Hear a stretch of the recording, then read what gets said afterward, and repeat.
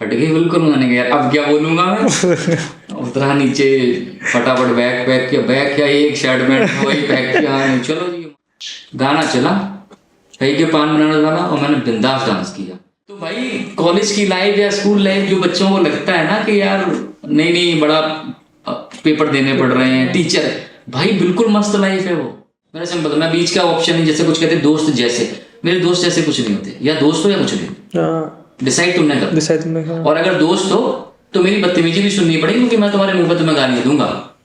Hey everyone, this is Sky Talks and आज हमारे साथ है कपिल पोरवाल जी, जिसको हम बोलते हैं इटावा का छोरा। इटावा का छोरा इसलिए क्योंकि पार्ट 1 में इटावा का छोरा था, और उन्होंने जो इटावा की अपने बचपन की जो स्टोरी बताई थी काफ़ी अच्छी थी, काफ़ी इंटरेस्टिंग थी। और आज हम पार्ट 2 कवर करने वाले हैं, क्योंकि पार्ट 1 में हम बहुत सारी चीज़ें कवर नहीं कर पाए थे। इनसे क्वेश्चन भी पूछते हैं। सर आप मेरे को ये बताइए, मैंने सुना आप बचपन में भाग गए थे। बचपन में मतलब ये तो बहुत रिस्की हो गया होगा ना कि बचपन में चले जाना। देखो एक्चुअली क्या, मूवी में भी दिखाया जाता है ना कि लोगों को हीरो बनने का बड़ा शौक होता है, हाँ। है ना, कि मैं मुंबई चला जाऊंगा और हीरो बन जाऊंगा। तो मेरे साथ भी कुछ ऐसा ही था।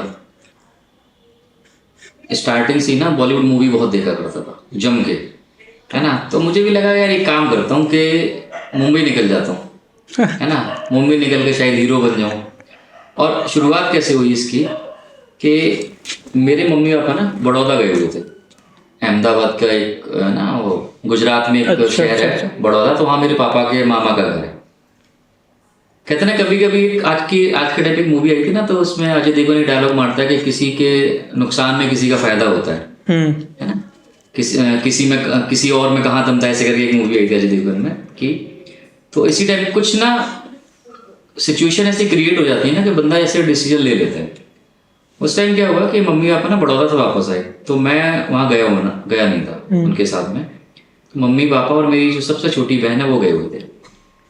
तो जब ये लोग वापस आए तो आपस में बैठ के डिस्कस कर रहे थे। वहाँ पे कोई मेरे भैया होंगे ऐसे जो हाथ देखना जानते होंगे या कुछ ऐसे। तो उन्होंने पापा को बोला कि मामा मुझे ऐसा लगता है तुम्हारा हाथ देख के जैसे भी कि तुम अपने बेटे से प्यार नहीं करते, है ना, अपनी बेटी को प्यार करते।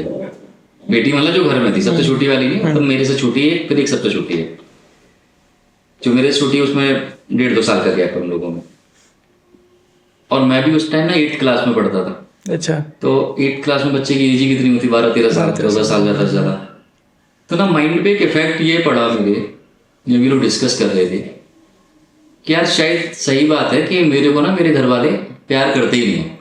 और अच्छा, मैंने वो बात पता नहीं मैंने सुनी, अभी इतना भी ध्यान नहीं है मुझे कि मैंने सुनी कि मेरी बहन ने मुझे बता दिया कि ऐसी कोई बात पापा मम्मी कर रहे हैं। तो मेरे माइंड में ना वो बात क्लिक कर गई कि मेरे मम्मी पापा जो है ना मुझे प्यार नहीं करते, बहन को ही प्यार करते। मैंने यार कोई प्यार नहीं। अच्छा, और घर में कुछ ना कुछ ऐसा होता था, और लड़कों के साथ ऐसा होता है, लिटरली ऐसा होता है कि जब छोटी बहन हो ना, तो अगर भाई के पास खिलौना है ना, तो छोटी बहन मांग ले तो भाई को देना ही पड़ता है ना।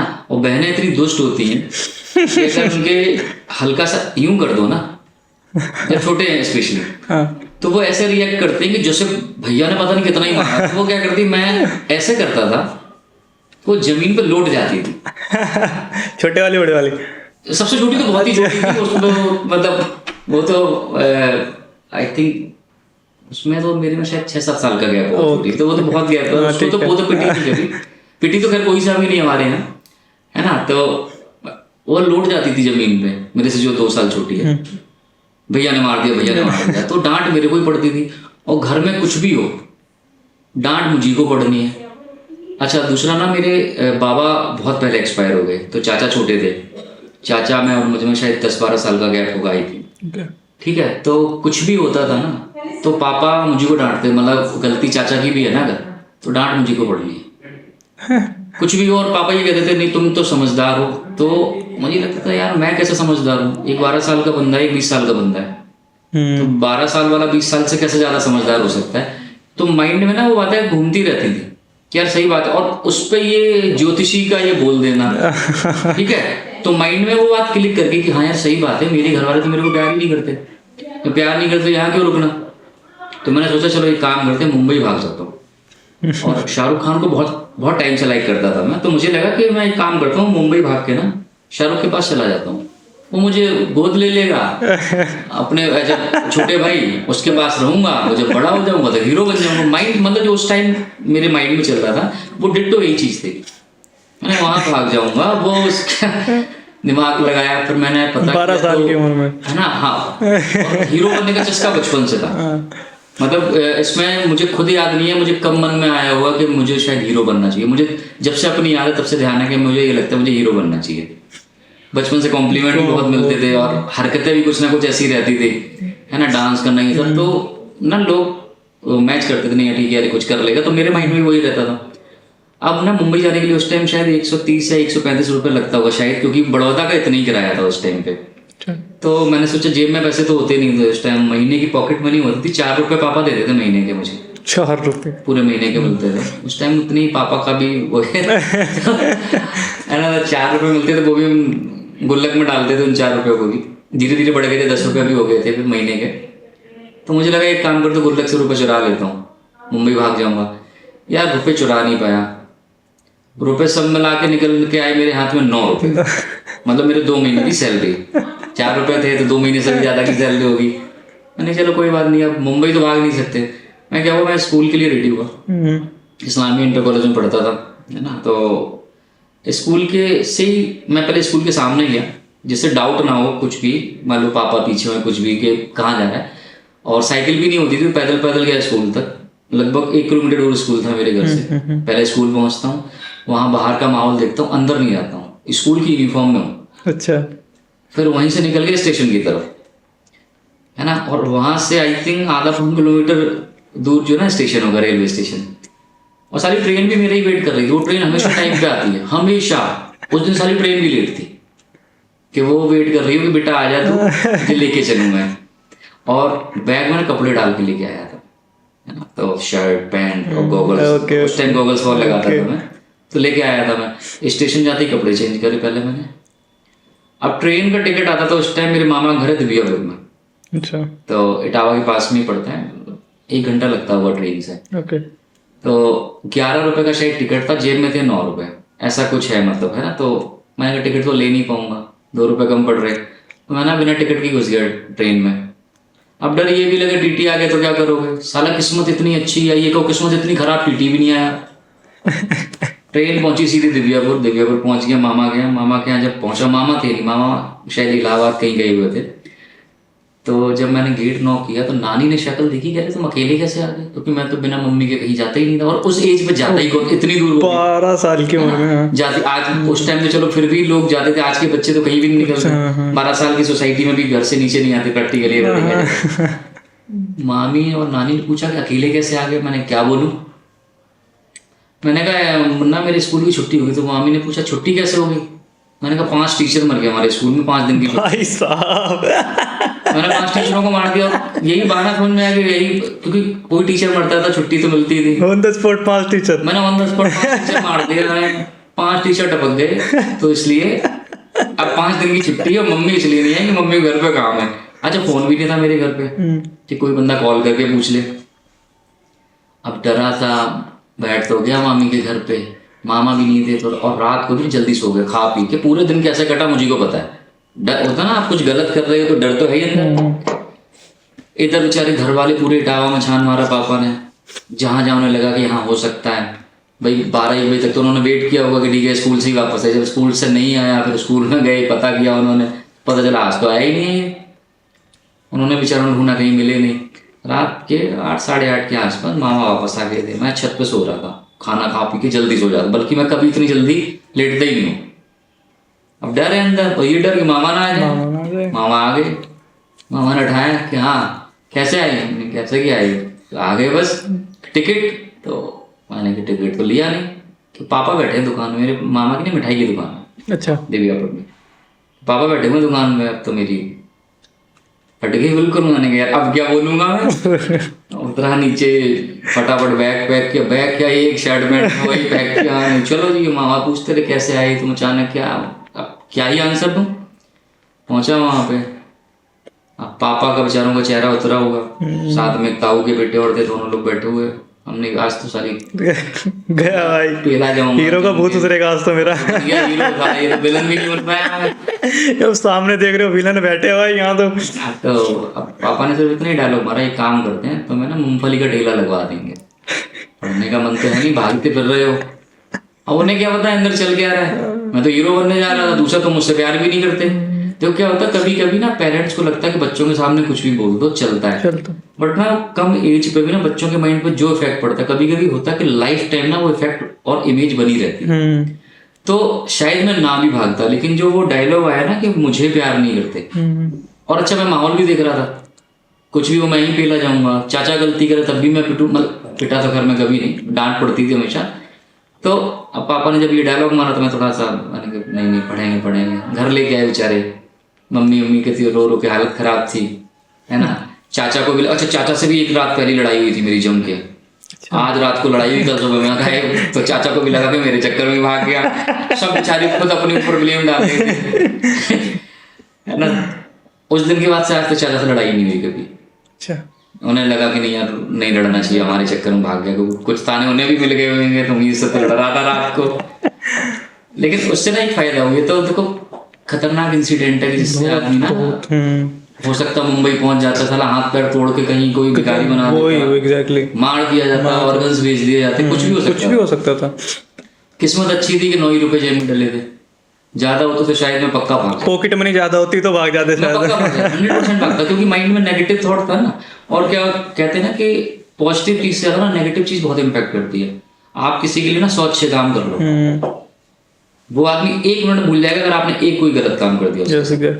100 अच्छाइयों पे एक बुराई भारी होती है, तो वही मेरे पास था कि, और अच्छा घर का माहौल ऐसा था, तो मुझे जो डायलॉग आया मुझे लगने ही लगा था कि नहीं यार ये बिल्कुल सही है। और कुछ तो लोग मेरे से ये भी कहते थे, अरे तुम तो मम्मी को ना अपने रेलवे की पटरी पर डले मिले थे, तो मैं उस चीज पे को एक्सेप्ट कर रहा था कि हाँ यार ऐसा हुआ होगा, क्योंकि मेरे घर वाले मुझे प्यार नहीं करते। तो अल्टीमेटली इतना बड़ा डिसीजन मैंने ले लिया। कोई कभी कभी क्या होता है ना कि कोई दिमाग में बातें फिट हो गई, अब जो पहले हो रखा है ना वो चीजें ना याद करने लगते हो, हाँ यार पहले ये भी हुआ था, मम्मी वही बोलते थे चीजें। इवन मैं बताऊं, अभी ये वीडियो पापा भी सब देखेंगे तो थोड़ा सा बुरा लग जाएगा। देखो घर पहले ना लोगों में पैसे थोड़े कम होते थे, मेरे घर पे भी नहीं थे, तो जब कपड़े खरीदने की भी बारी आती थी ना तो सबसे पहले चाचा खरीदे जाते थे उस टाइम पे, क्योंकि और पापा का ये कहना होता था कि बाबा नहीं है तो उनकी जिम्मेदारी, हम लोग उस चीज़ को एक्सेप्ट करते थे कि हाँ ठीक है। तो बहुत बार ऐसा हुआ कि जो चाचा के उतारे हुए कपड़े हैं वो मैंने पहने। अच्छा, है ना, होता है घरों में, एक्चुअली कोई बड़ी बात नहीं है, कॉमन बात है, लेकिन जब गहराई से सोच वो कहते देखो जब आपके माइंड में कोई कीड़ा घुस गया ना तो आप छोटी सी बात का भी पतंगड़ बना सकते हो। तो वही मेरा माइंड उस टाइम, हालांकि नहीं थी, तो मैं बात में आज बोलता हूँ कि हाँ मैं चाचा के उतरे हुए कपड़े पहन लेता था सस के, और अच्छे लगते थे कि चलो यार चाचा का स्वेटर मुझे मिल गया, मेरे पे और ज्यादा कपड़े हो गए, है ना। लेकिन जब बड़े हो ना तो समझ में आता है कि सारा जो चीज आपको अच्छी लग रही थी ना वो सामने वाला इस चीज को वैल्यू नहीं कर रहा। अल्टीमेटली कहते हैं ना कि बाप का ना बेटे ही ज्यादा काम में आता है, भाई बड़े होकर कोई काम में नहीं आता। रियलिटी है, जहाँ भाई का भी शादी होगी ना तो फिर भाई अपना अपना पहले देखते। आप जिस बेटे की खुशियों को कॉम्प्रोमाइज कर दो ना तो भाई के चक्कर में, और ज्यादातर लोग करते हैं, वो सोचते हैं कि ठीक है यार मैं ही बाप बन के अपने भाई को पाल लेता हूँ, और करना चाहिए एक्चुअली में। ये साले वो भाई नालायक होते हैं ना जो बड़े होकर भूल जाते हैं। अब तो ऐसी ऐसी हरकतें हो जाती है कि फिर बच्चे डिसाइड कर लेते हैं। मैं तो कहता हूँ किस्मत अच्छी थी कि मामा के घर तक गया और वापस आ गया, कहीं और चला गया होता हो सकता आज तक वापस ना। शायद आप पता वो 12 साल की उम्र में क्या ही पता हुआ कि कहाँ पर मुंबई है, कहाँ जाना है, क्या करना है। अब आप कहाँ उतर जाते, किससे पूछते फिरते, कौन अच्छा मिलता, क्या ऐसे भी होते हैं ना कभी कभी कि कोई अडॉप्ट भी कर लेता है कि कोई बात नहीं बच्चा खो गया, क्योंकि खो जाते परेशान हो जाते, कोई अडॉप्ट कर लेता है, कोई काट, कुछ नहीं पता, किस्मत है, किस्मत की बात है, निकल गई। मैं तो कह रहा किस्मत अच्छी थी कि पास में भागा, खराब होती ना तो मुंबई चले जाते, फिर भगवान ही मान लेगा मेरा क्या होता है। तो ऐसे इंसिडेंट, और मैं तो ये कहता हूँ कि देखो कोई भी बच्चे हो तो ध्यान रखो, कोई सारा डिसीजन मत लो जो कल को तुम पे ही भारी पड़ जाए, है ना। और पेरेंट्स की भी गलती है, चाहे आज जैसे मेरी भी बेटी है, तो बच्चों के सामने ना बहुत सोच समझ के बोलना चाहिए। आपको ये लगता है कि शायद बच्चों को कुछ समझ में नहीं आता, बट आपको ये नहीं पता कि बच्चों का माइंड ना आपसे ज़्यादा तेज चलता है। जैसे मैं भी अपनी बेटी को अभी भी मार देता हूँ, है ना, तो वो भी फिर बहुत सुनाती है, वो पुरानी बातों भी उठा लेती है। और अभी वो 6-7 साल की है। क्योंकि बच्चों के माइंड पे इम्पैक्ट पड़ता है, अच्छी चीजों का भी खराब चीजों का भी। तो जितने भी पेरेंट्स हैं ना वो बड़ा सोच समझ के बोले कि बच्चों के सामने उन्हें क्या बिहेव करना है। मैं बताऊँ मेरी दादी क्या कांड करती थी, जैसे मेरे पापा ने कभी मारा नहीं, मुझे पिटाई कभी नहीं करी, लेकिन मेरी डांट बहुत पड़ती थी, मतलब रिकॉर्ड तोड़ डांट पड़ती थी।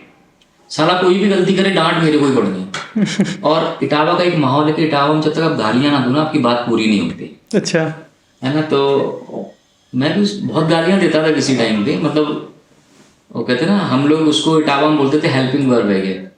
जब तक आप गाली नहीं लगाओगे सेंटेंस पूरा ठीक है। वो तो बड़े होते होते फिर मैं दिल्ली शिफ्ट मतलब आ गया तो थोड़ी लैंग्वेज में इम्प्रूवमेंट आ गया, अदरवाइज थ्रू आउट गालियाँ चलती थी। तो क्या मेरी दादी की आदत क्या थी कि पापा बेचारे साइकिल से जाते थे जॉब करने, है ना। दिन में कुछ भी कांड हुआ हो तो चुपचाप रहेंगे। दादी मेरी, अम्मा बोलता हूँ उनको, अब तो है नहीं, अब तो ऊपर है, ठीक है। तो वो क्या क्या करती थी, वो भी पिटवाने का काम करती थी, मतलब पूरा खानदान पड़ा होता था इसकी डांट पड़े। तो वो सुबह उठना इसलिए होता था कि भाई आज कपिल को डांटना है। हाँ है ना। तो वो क्या गेम खेलती थी, जैसे उन्हें पता चलेगा कि पापा की साइकिल एंट्री करने वाली घर में, वैसे ही कहेंगी। शिवानी कुमारी को बोलती हुए देखा है ना, बड़ा पॉपुलर बिग बॉस में भी। तो हम लोगों की लैंग्वेज वही है। तो हमारी अम्मा ऐसी बोलती थी, लला चिंता ना करो, तुम्हारी कछु बात पापा से नहीं कही है, पापा को कोई बात नहीं बताएंगे, ठीक है। अब उन्होंने डायलॉग मार दिया, और उन्होंने मारा क्यों कि पापा एंटर हो गए, सुन सके। अब आते ही पापा ने मुझे क्या बात होगी, अब मेरी जो हरकत है वो पूरी की पूरी बताएगी।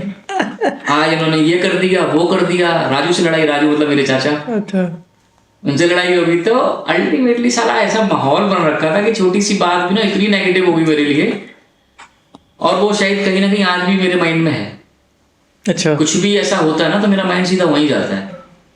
मैंने कहा था ना पापा ना बहनों को ज्यादा प्यार करते हैं, मुझे प्यार नहीं करते। जैसे मैंने अभी हनी सिंह का इंटरव्यू देखा तो उसका भी डायलॉग यही था, जब उससे पूछा गया कि आपकी बहन की, कह रहे नहीं वो पापा मेरी बहन से ज्यादा प्यार करते। बचपन से कुछ चीजें रियलाइज करी होती हैं आपने सबका। आई थिंक मेरे को लगता है जो भी जिसके घर में छोटी बहन है ना, आई थिंक उसको बहुत प्यार से, बहुत लाड से पाला जाता है। बड़े होने को नुकसान भी है। साला एज है 6 साल की और आपसे कह रहा तुम तो बड़े हो, तुम तो समझदार हो। अबे 6 साल का बच्चा कितना बड़ा है, कितना समझदार है। और फिर ये भी डायलॉग सुनने मिलते हैं, बड़ा हो जाओ, अब बड़े हो जाओ, सबसे बड़े हो, घर में जिम्मेदारी आएगी, जिम्मेदारी तुमको संभालनी 6 साल की उम्र में। और लोग ये भूल जाते हैं कि जब बेटों ने ही जिम्मेदारियां संभालनी है तो बेटों को संभाल के क्यों नहीं रखते आप लोग। सबसे ज्यादा मेंटल प्रेशर जो ना, लोग कितना भी कहें लड़कियों पे रहता है, सबसे ज्यादा मेंटल प्रेशर लड़कों को दिया है बचपन से लेके बुढ़ापे तक। बचपन से साले पैदा होती है तुम्हारा करियर डिसाइड हो गया, अब तुमने जॉब करनी है, तुमने अपना घर का भी खर्चा उठाना है, तुमने अपनी बहन की शादी भी देखनी है, तुमने अपनी बीबी का भी खर्चा देखना है, फिर अपने बच्चों का भी, मतलब अल्टीमेट जिम्मेदारी तुम्हें उठानी है। दूसरा तुम बोल नहीं सकते, कुछ भी बोल दो तो साला ये मर्द तो साला बड़ा निर्दयी है, मतलब कुछ बोलोगे तब भी गलत। रो नहीं सकते, लड़कों को बचपन सिखा दिया तुम्हें रोना नहीं है, तुम कभी भैया अपनी फीलिंग किससे शेयर करें जाके। तो इसीलिए लड़के ज्यादातर देखो ना चिड़चिड़े मिलेंगे तुम्हें एक एज के बाद ना, जब वो अपनी बात शेयर नहीं कर पाते, फिर उन्हें कोई ऐसा दोस्त चाहिए होता है जिससे वो अपनी बातें थ्रू आउट शेयर कर सके। अच्छा, और शेयर करने में सबसे ज्यादा डर ये लगता है सारा सामने वाला हमारी फीलिंग का मजाक ना उड़ाए। सबसे बड़ा कितनी भी तकलीफ हो, मैं इतना बड़ा हो गया, ऐसा कोई भी लड़का हो, सबकी लाइफ में प्रॉब्लम है ना। कोई ऐसा नहीं होता जो जिसकी लाइफ में प्रॉब्लम हो, लेकिन लड़के अपनी प्रॉब्लम शेयर ही नहीं करते। तो अम्मा बाप को ये लगता है ना कि मेरा जो लड़का है ना वो तो बड़ा खुश है, दुनिया में उससे ज्यादा खुशी तो किसी की पास है ही नहीं। तो मैं लग रहा है कभी बैठ के देखो जाकर उसके साथ कितनी प्रॉब्लम है, और इसीलिए लड़के ताउम्र अकेले ही रहते हैं। लड़कियों के पास ना, अभी मैं शादी में विदा हुई, लड़की रोली, लड़का कितना भी तकलीफ हो मुंह घुमा लेगा, रोएगा नहीं साला। कितने भी तकलीफ में बैठा हो। मेरे पापा एक्सपायर हुए तो मुझे अपने पापा का एक डायलॉग ध्यान है, तब तो मतलब मुझे अपनी और कुछ तो ध्यान, पापा की शक्ल भी याद नहीं, मैं बहुत छोटा था। तो उन्होंने सिर्फ एक डायलॉग मारा कि लला बाबा किन से कहो, वही लैंग्वेज है शिवानी का, बाबा किन से कहो। लड़के रो ही नहीं सकते, उन्हें डर है हम रो देंगे तो माँ रोने लगेगी, बहनें रोने लगेगी। एग्जैक्टली। तो लड़का रो भी नहीं सकता। सारी जिम्मेदारियां तो लौंडे के तुमने कंधे पे डाल रखी हैं, और लड़कों को रोने की भी सारी मनाही है। कहते हैं वो एक तो फिर अमिताभ बच्चन टाइप मूवी आ जाती है, मर्द को दर्द नहीं होता। साला कौन से मर्द को दर्द नहीं होता। कोई मिलो तो ऐसा कि जिसके साथ बैठ के दर्द साझा कर सके बंदा। मर्द को दर्द नहीं होता, ये डायलॉग ना वो फिल्म के उस पे बनाया था उन्होंने। अब वो डायलॉग ना मारने भी लगते हैं, मतलब अरे रो क्यों रहा है, मर्द को दर्द नहीं होता भाई, तू मर्द है, क्या तू रो क्यों रहा है? रो क्यों रहा है, अरे भाई, अरे अभी तो बहुत कुछ करना चोट है। लगी तो रोएगा ना बंदा। आज तुम्हारे पास कोई सिंगल बंदा नहीं हुआ जिसको तुम गले लग के ही बोल सको कि हाँ मुझे तकलीफ है। कर ही नहीं सकते, कितने भी तकलीफ में हो, कितने भी तकलीफ में हो, सिर्फ एक ही कोई दोस्त ऐसा मिल जाता है कि हाँ यार तुम तकलीफ में हो, जब भी मार लो, बताओ यार आज ये प्रॉब्लम। लेकिन रोने का साला मौका भी कुछ नहीं। वो भी रेयर केस, कोई नसीब वाला होगा कि उसको अब मिल मेरी गया। दोस्त, मेरा दोस्त इटावा में बैठा हुआ है, अब मेरे को तकलीफ में फोन करके कहाँ बताऊंगा, जब भी फोन करेगा और क्या है भाई साहब लाइफ मस्त चल रही है, घंटा मस्त चल रही है। अब लेकिन फोन पर तुझे क्या बताऊंगा, यही तो बताऊंगा ना मस्त चल रही है लाइफ, यही बात। सामने थोड़ी है, सामने बैठे तो वही लड़कों के साथ है प्रॉब्लम्स, और वो समाज ने इमेज बना दी ना लड़कों की, वो बिल्कुल गलत है। और इसीलिए मैं नहीं, मेरे जैसे ना जाने कितने लड़के भाग जाते हैं। अब वो कुछ लोग वापस ही नहीं आते है ना, कुछ किसी के साथ मिसहैपनिंग होगी, नहीं वापस आए। मेरा फ्रेंड था वो भी घर से भाग गया था, ठीक है, उनके पिताजी शायद उसको मेरे साथ 12-13 साल ढूंढते रहे यार, नहीं मिला। 12-13 साल 12-13 साल बाद जब मिला वो लड़का, किस्मत अच्छी थी उस लड़के की, उसने किसी अच्छी जगह शादी कर ली, लेकिन अब अपने माँ बाप को इज्जत नहीं देते। इसका उस लड़के के माइंड में कहीं ना कहीं कोई ऐसी नेगेटिव बात है, क्योंकि वो भी कहता था कि यार मेरे घर वाले मेरे को प्यार नहीं करते। मेरा दोस्त था वो, मेरे ही मोहल्ले में रहता था, उसका हमने नाम रखा था प्यार से पकौड़ी, उस टाइम ऐसे ही नाम होते थे, पकौड़ी बोलता था मैं उसको, उसकी नाक हल्की सी वैसी पकौड़े डिसती थी, पकौड़ी बोलता। तो साला वो भी भाग गया, लेकिन 10-12 साल, अब 10-12 साल में जिंदा है मर गया किसको पता, किस्मत अच्छी थी कि जिंदा वो 12 साल बाद पहचानना ही मुश्किल हुआ था सर, किसी आदमी को शक्ल बदल जाती है। कितना छोटा था, क्या हो गया, मतलब बहुत ही। मैं जब छोटा था तो मेरे गाल ना अंदर थे, तो मेरी मम्मी बोलती थी चुसा हुआ आम मुझे। अच्छा, बड़े होते हैं तो थोड़ा तो बहुत चीज होता है, बहुत चीज भाई उस टाइम दाढ़ी मुछ नहीं होती, फिर चेहरा अलग, रिंकल्स भी आ जाते हैं, वो बहुत सारी चीजें होती है। तो भाई पेरेंट्स को ना बड़ा ध्यान रखना चाहिए कि आपको लग रहा है आप चीज मजाक में बोल रहे हो, बट बच्चे के माइंड में क्या इम्पैक्ट कर जाएगा, कुछ नहीं पता, वो साला कुछ नहीं। और आज के तो सोशल मीडिया की वजह से बंदे इतने वो हो गए हैं ना, मतलब छोटे छोटे बच्चे इवन कि कुछ छोटी चीज हो ना, अरे हाँ अब तो हमें वो ही नहीं करते, अब तो हमें प्यार ही नहीं करते, रूठ के बैठ जाएंगे। और उनको मनाना इतना मुश्किल हो जाता है ना। मेरी चाचा की लड़की है, छोटी सी है, वो छोटी सी है, उसको मैं मनाता हूँ, मतलब कुछ बोल दूंगा ना, ऐसे मुंह उधर फुला के बैठ जाएगी ऐसे, फिर मैंने क्या हो गया, आप मेरे को प्यार ही नहीं करते। ओ भाई प्यार नहीं करते इतनी सी उम्र में, भाई किसको होता रहता है। आज के टाइम किसी भी बच्चे को तुम उठाओ ना, जैसे मेरी बेटी, मेरी मम्मी पापा का फोन आता है तो हम लोग क्या करते हैं, रूम से बाहर निकल जाते हैं, बेटी के लिए ही फोन आता है, और जब वो उसे पता चलता है ना हम लोग यहाँ नहीं है, सुन नहीं रहे, फिर वो अपनी तकलीफें बताती है। तो लगता है देखो छोटे बच्चे को भी कितनी तकलीफ है, 6-7 साल के बच्चे को क्या ही तकलीफ होगी, वो हमें लगता है, लेकिन उसको कितनी तकलीफ है। सबसे बड़ी तकलीफ की साला सिर्फ 2 शक्लें देखने को मिल रही है पूरे दिन में उसको, एक माँ की एक बाप की। और माँ बाप भी इतने फ्रस्ट्रेट हो जाते हैं कि वो भी शाम को डांट ही रहे होते हैं, डांट रहे थे, फोन दे देते हैं, करती रहे जो करना है, फोन दे दे के छोड़ देते हैं। आज के टाइम पे तो कॉन्सेप्ट है कि साला मोबाइल पकड़ा दो, लैपटॉप पकड़ा दो, चलने दो है ना, वो भी मैं ठीक है। लेकिन आप सोचो बच्चे की लाइफ में कितना स्ट्रगल है आज के टाइम पे। तब तो फिर भी हमारे टाइम पे ठीक था कि साला खुले माहौल में प्यार करने वाले बहुत थे, खाना साने, जॉइंट फैमिली थी ना सबसे। अब आप सोलो फैमिली में हो, बच्चों को एक्चुअली में आज के टाइम में पता ही नहीं होता कि दादी बाबा का प्यार क्या है। हाँ, ये नहीं पता, नाम नहीं पता रहता बच्चों को, बहुत से बच्चों को नाम ही नहीं पता ना, है ना, क्योंकि बाबा दादी को यहाँ आने की फुर्सत नहीं होती, हमें वहां जाने की फुर्सत नहीं होती। अल्टीमेटली बच्चे तब तक बड़े होते और धीरे धीरे क्या करते हैं, बच्चों के माइंड से भी निकल जाता है कि मेरा कोई बाबा दादी, और ये रियलिटी है लाइफ की। तो वो तो बेचारे अकेले हैं, माँ चलेगी जॉब करने, बाप चला गया जॉब करने, आज के टाइम में बच्चे क्रच में और डले हुए है ना। तो आज के टाइम में बच्चों के लिए अब ऐसे में डिप्रेशन ही, तो जब आप डिप्रेशन क्या है, जब आप अपनी बात शेयर ना करो। मैं अपनी कोई बात बहुत दिन तक शेयर नहीं कर पाऊंगा तो मैं डिप्रेशन में ही चला जाऊंगा, या मैं इतना हाईली मोटिवेटेड रहूं कि मैं उस चीज को झेल सकूं। अदर अब बच्चे बेचारे क्या करें, ज्यादातर देखो ना आज के टाइम 12-12 साल के बच्चों को डिप्रेशन होता है। डिप्रेशन तो हो गई, स्कूल से आए, ट्यूशन चले गए, खाना खाया पिया, आधा घंटा खेलने को मिला, टीवी रखी है सामने, बस वो देख लो सो जाओ। खेलना ही टीवी हो गया आजकल, खेलना। और बहुत से बच्चों का तो ये है कि बस उन्हें घर से बाहर निकलना ही नहीं, वहां स्कूल से आए वापस, उसके बाद खाना खाया पिया, टीवी या मोबाइल, टीवी या और मोबाइल। मैंने ऐसे ही बच्चे भी देखे हैं, इवन बताऊं आपको, बड़ा हो गया 10वीं 11वीं क्लास में वो पढ़ रहा है, बट आज तक मैं ना मतलब जहाँ पर मैं रेंट पे रह रहा था वहाँ पर ऊपर एक लड़का रहता था और भी उसका छोटा वाला भाई था, वो बाहर आ जाया करता था। मेरे को वहाँ 1 साल हो गया, वहाँ पर मैं काम वगैरह किया करता था, तो मैं बाहर वगैरह जाता था, मेरे को छोटे वाला भाई से मिल जाता था। मैं एक बार देखा वो जब बाहर निकला, एक बार मैंने कि ये कौन है, मतलब वो कह रहा भाई मैं बाहर नहीं आता है, लेकिन नहीं कमरे में रहता है। मैंने व्हाट भाई, कमरे में मतलब कमरे में कैसे, कोई 4 दीवारी के अंदर लाइफ गुजारती, मतलब तुम ना क्या हो जाते हो, बोल भी नहीं पाते दूसरे बंदे से, कि बात करने नहीं आते। अगर कोई सामने वाला बंदा है कैसे बिहेव करना है उसके सामने, तुम ऐसे नर्वस हो जाते हो। वो जो हेजिटेशन है ना, वो तुम्हें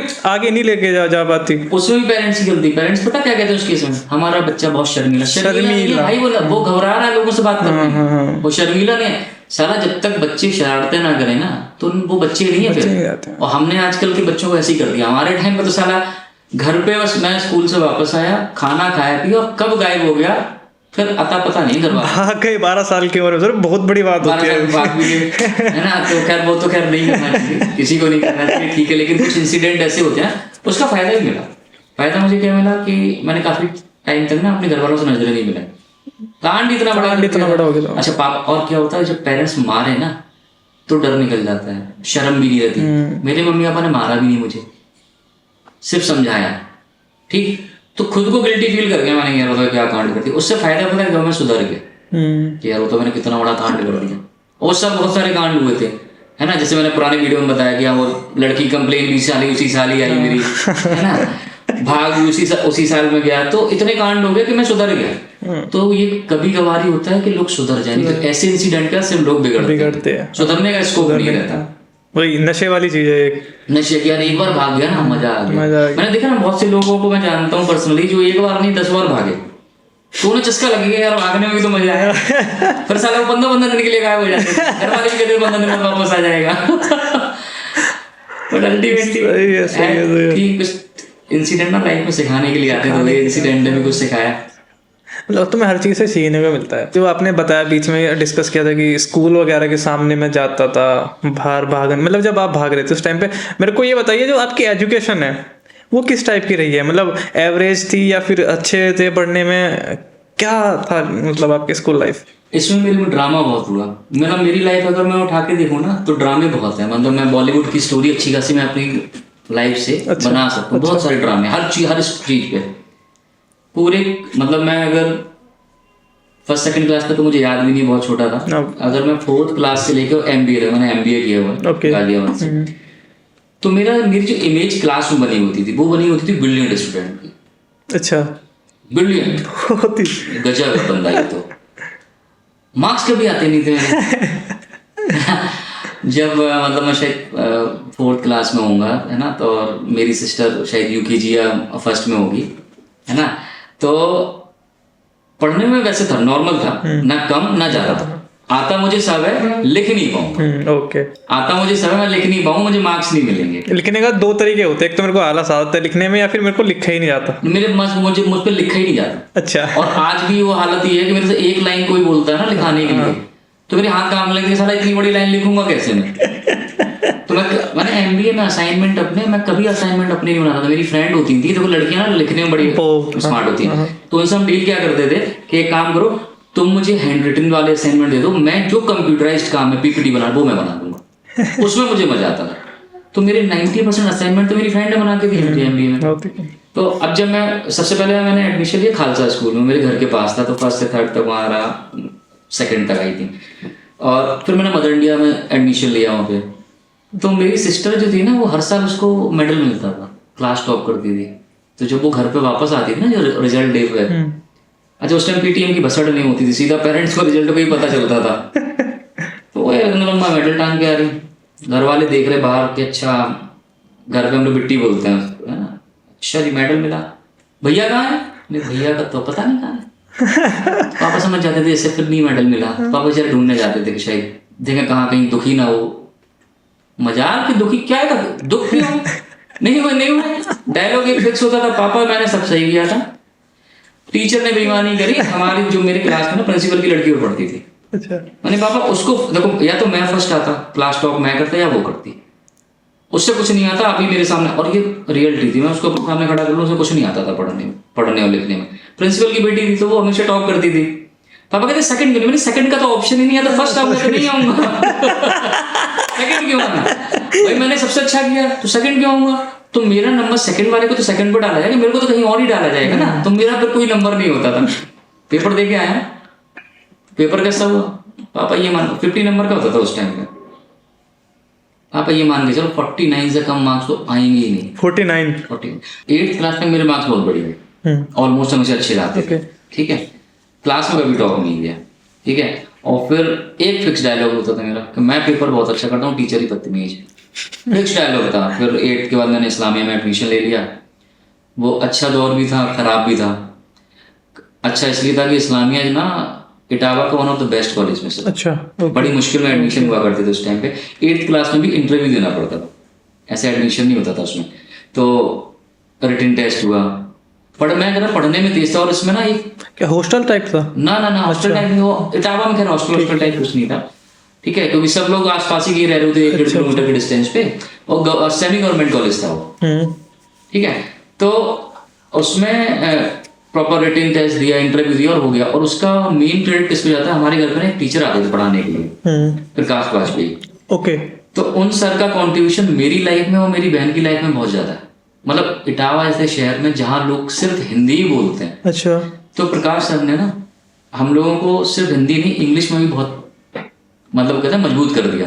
मारते भी बहुत थे मुझे घर को, कुछ भी गलती कर दो ना तो वो कंघी रखते थे, कंघा छोटा वाला, पॉकेट से निकाला और उंगली ऐसे करके यूं मारते थे, जो लगती है, मतलब मैंने उंगली से मारी तब भी मेरी जान निकली, वो तो कंघी से मारते थे खड़ा करके। और ऐसे कभी ऐसा ना बीच में फंसा के पैर को, वो तो बहुत खतरनाक होता था। ये तुमने जो ये वाला सिस्टम था ना, मैं मदर इंडिया में पढ़ता था, तो उसमें मैं अपने टीचर को, अब नाम नहीं होता, उन्होंने क्या बता, ठीक है, मैथ पढ़ाते थे, और जहाँ गलती हो क्या करते थे, पेन लेते थे और यूं करके ऐसे ऐसे ऐसे साला जो जान निकलती थी है ना, वो मतलब रेल बना देते थे हम लोगों की, ठीक। तो हमारे, लेकिन हमारे जो कॉन्ट्रीब्यूशन रहा मेजर टीचर का, वो प्रकाश सर था। उन्होंने बहुत हम लोगों पे, मुझ पे, मेरी सिस्टर पे, अगर मेरी बहन को हर साल अवार्ड मिला ना तो उसकी मेहनत रही, साथ में हमारे सर की बड़ी मेहनत है। सर भी बहुत डिपेंड करते हैं वैसे। और अगर आप जो कहते हैं ना गुरु आपको अच्छा मिल गया ना, आपके 90% प्रॉब्लम सॉर्ट आउट हो। और रियल बात है ऐसी, कोई आपको गुरु देखो यार, महाभारत हुई, अर्जुन का गुरु कौन था?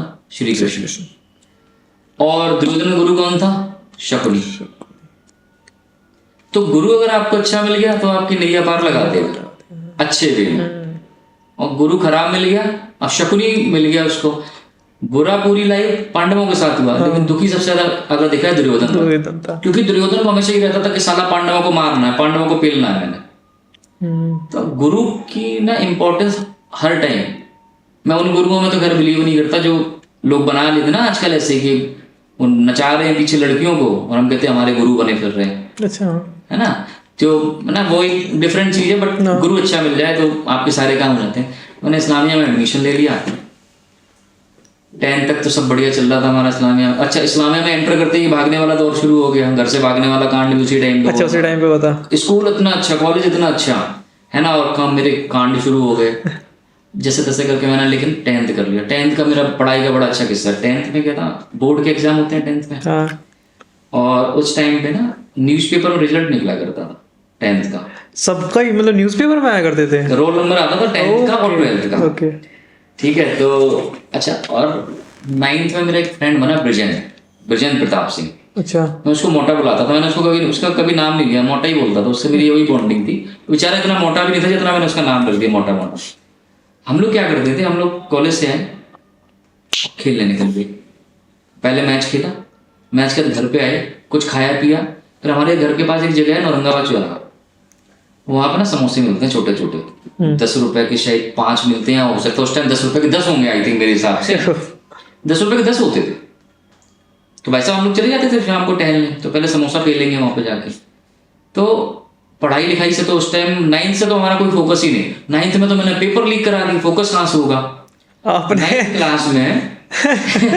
अच्छा, इस्लाम में इतना स्ट्रिक्ट था कि जहाँ बच्चों की ऐसी जगह चेकिंग करते थे कि नकल ना निकले कि मैं बता नहीं सकता। तो मैंने नकल वैसे कभी नहीं करी, तो पता नहीं क्या चस्का चढ़ा, मैंने 9th के पेपर लीक करा दिए। लीक मतलब कैसे? मेरे पास कहीं से पेपर आ गए। अच्छा, मैंने साला 2-3 पेपर लीक करा दिए, पता नहीं कॉलेज में कहा। और उस टाइम क्या था कि 9th के जो एग्जाम थे ना वो हर एक स्कूल की कॉमन होने थे, वैसे अलग होते 9th की, 10th की कॉमन होते क्योंकि यूपी बोर्ड है। पता नहीं कहाँ से गवर्नमेंट का रूल कुछ आया था, 9th के पेपर भी सब जगह कॉमन होने थे, मतलब जितने भी कॉलेजेस थे। मैंने 9th का पेपर लीक करा दिया, तो यार बेचे भी पेपर 9th के बच्चों को बेचे, 10-10 रुपए में बेच, 10 रुपए बहुत होते थे, 10 रुपए को साला कल ही पेपर आएगा है ना। उन्होंने भी लेते थे कि कपिल, अच्छा मेरी खासियत रही है, मैंने पुराने वीडियो के मैं झूठ नहीं बोलता, मैं बोलता साले ये पेपर हमें आएगा तो ले भाई, 10-10 रुपए के पेपर बेच देता था। एक पेपर तो आ गया, दूसरे पेपर में कॉलेज को पता चल गया पेपर लीक हो गया, साला पेपर ही कैंसिल करा दिया गया। अब जिन्होंने 10 रुपए दिए थे हमने घर उनके वापस, तो पता ही लगा कि किसने कराया था, टीचर पूछते हैं ना वो बहुत ज्यादा, बहुत दूर से जुगाड़ से लिंक से आया था, टीचर पता ही नहीं कर पाएगी किसने साला लीक कराया। अच्छा देखो सिर्फ एक कॉलेज का लीक होता तो टीचर पता कर लेते, अच्छा वो साला पूरे इटावा के लीक हो गया क्योंकि हर जगह एक ही पेपर होना था। अब कहाँ से किसने कराया भगवान ही माने। मेरे पास तो आपके पास भी ऐसे ही आया था, चलते मेरे पास भी ऐसे ठीक है, पेपर लीक हो गया, फिर पता चला तो पेपर कैंसिल कराया गया कि ये पेपर नहीं है, पेपर तो बदल गया। 9th जैसे तैसे हो गई। 10th में क्या है कि हमारे मोहल्ले में ना लिस्ट बनाई जाती थी कि अब पता नहीं उतना एंटरटेनिंग माहौल रहा नहीं रहा, लेकिन उस टाइम पे ना हर चीज में एक ना अलग ही मजा होता था। और लिस्ट बनाते थे कि साला कौन बंदा फर्स्ट आएगा मोहल्ले में, कौन नीचे से फर्स्ट आएगा। ठीक है, मतलब पेपर रिजल्ट आने से पहले अच्छा होते ना मोहल्ले में चाचा ताई और ये सब जो सब साले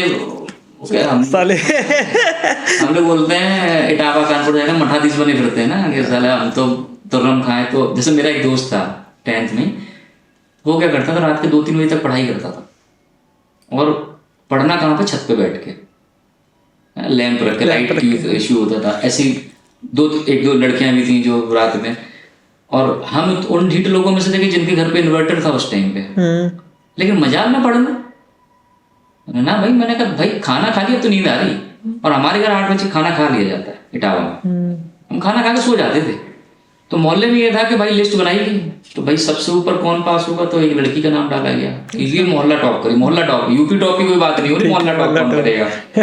और मेरा और मेरे मोटे का नाम लिस्ट में सबसे नीचे कि ये तो धोखे से पास हो जाए तो हो जाए, नहीं तो इनका तो साला इन्हें तो पास भी नहीं होना। अच्छा लिस्ट हमारे पास आया था, नहीं कोई बात नहीं, जिसने जो बोलना है बोलने दो, कर्म। तो मैं बदतमीज कितना भी रहा हूँ, मतलब चाहे भले ही ना पढ़ा हूँ, एक डायलॉग बचपन से मारता हूँ, साले तुम्हारे ना डिसीजन और तुम्हारे कर्म वो डिसाइड करेंगे, दिखावा करने से कुछ नहीं होता। वो मैं पहले भी मानता था, आज भी मानता हूँ। अब मैं 2 बजे तक पढ़ूँ सिर्फ इसलिए क्योंकि बाप को दिखाना है, वही कोई सेंस नहीं बनता। तो 10th का रिजल्ट आया भाई, हमारा तो था ही, हमें तो पता ही था हम तो पास ही नहीं होने।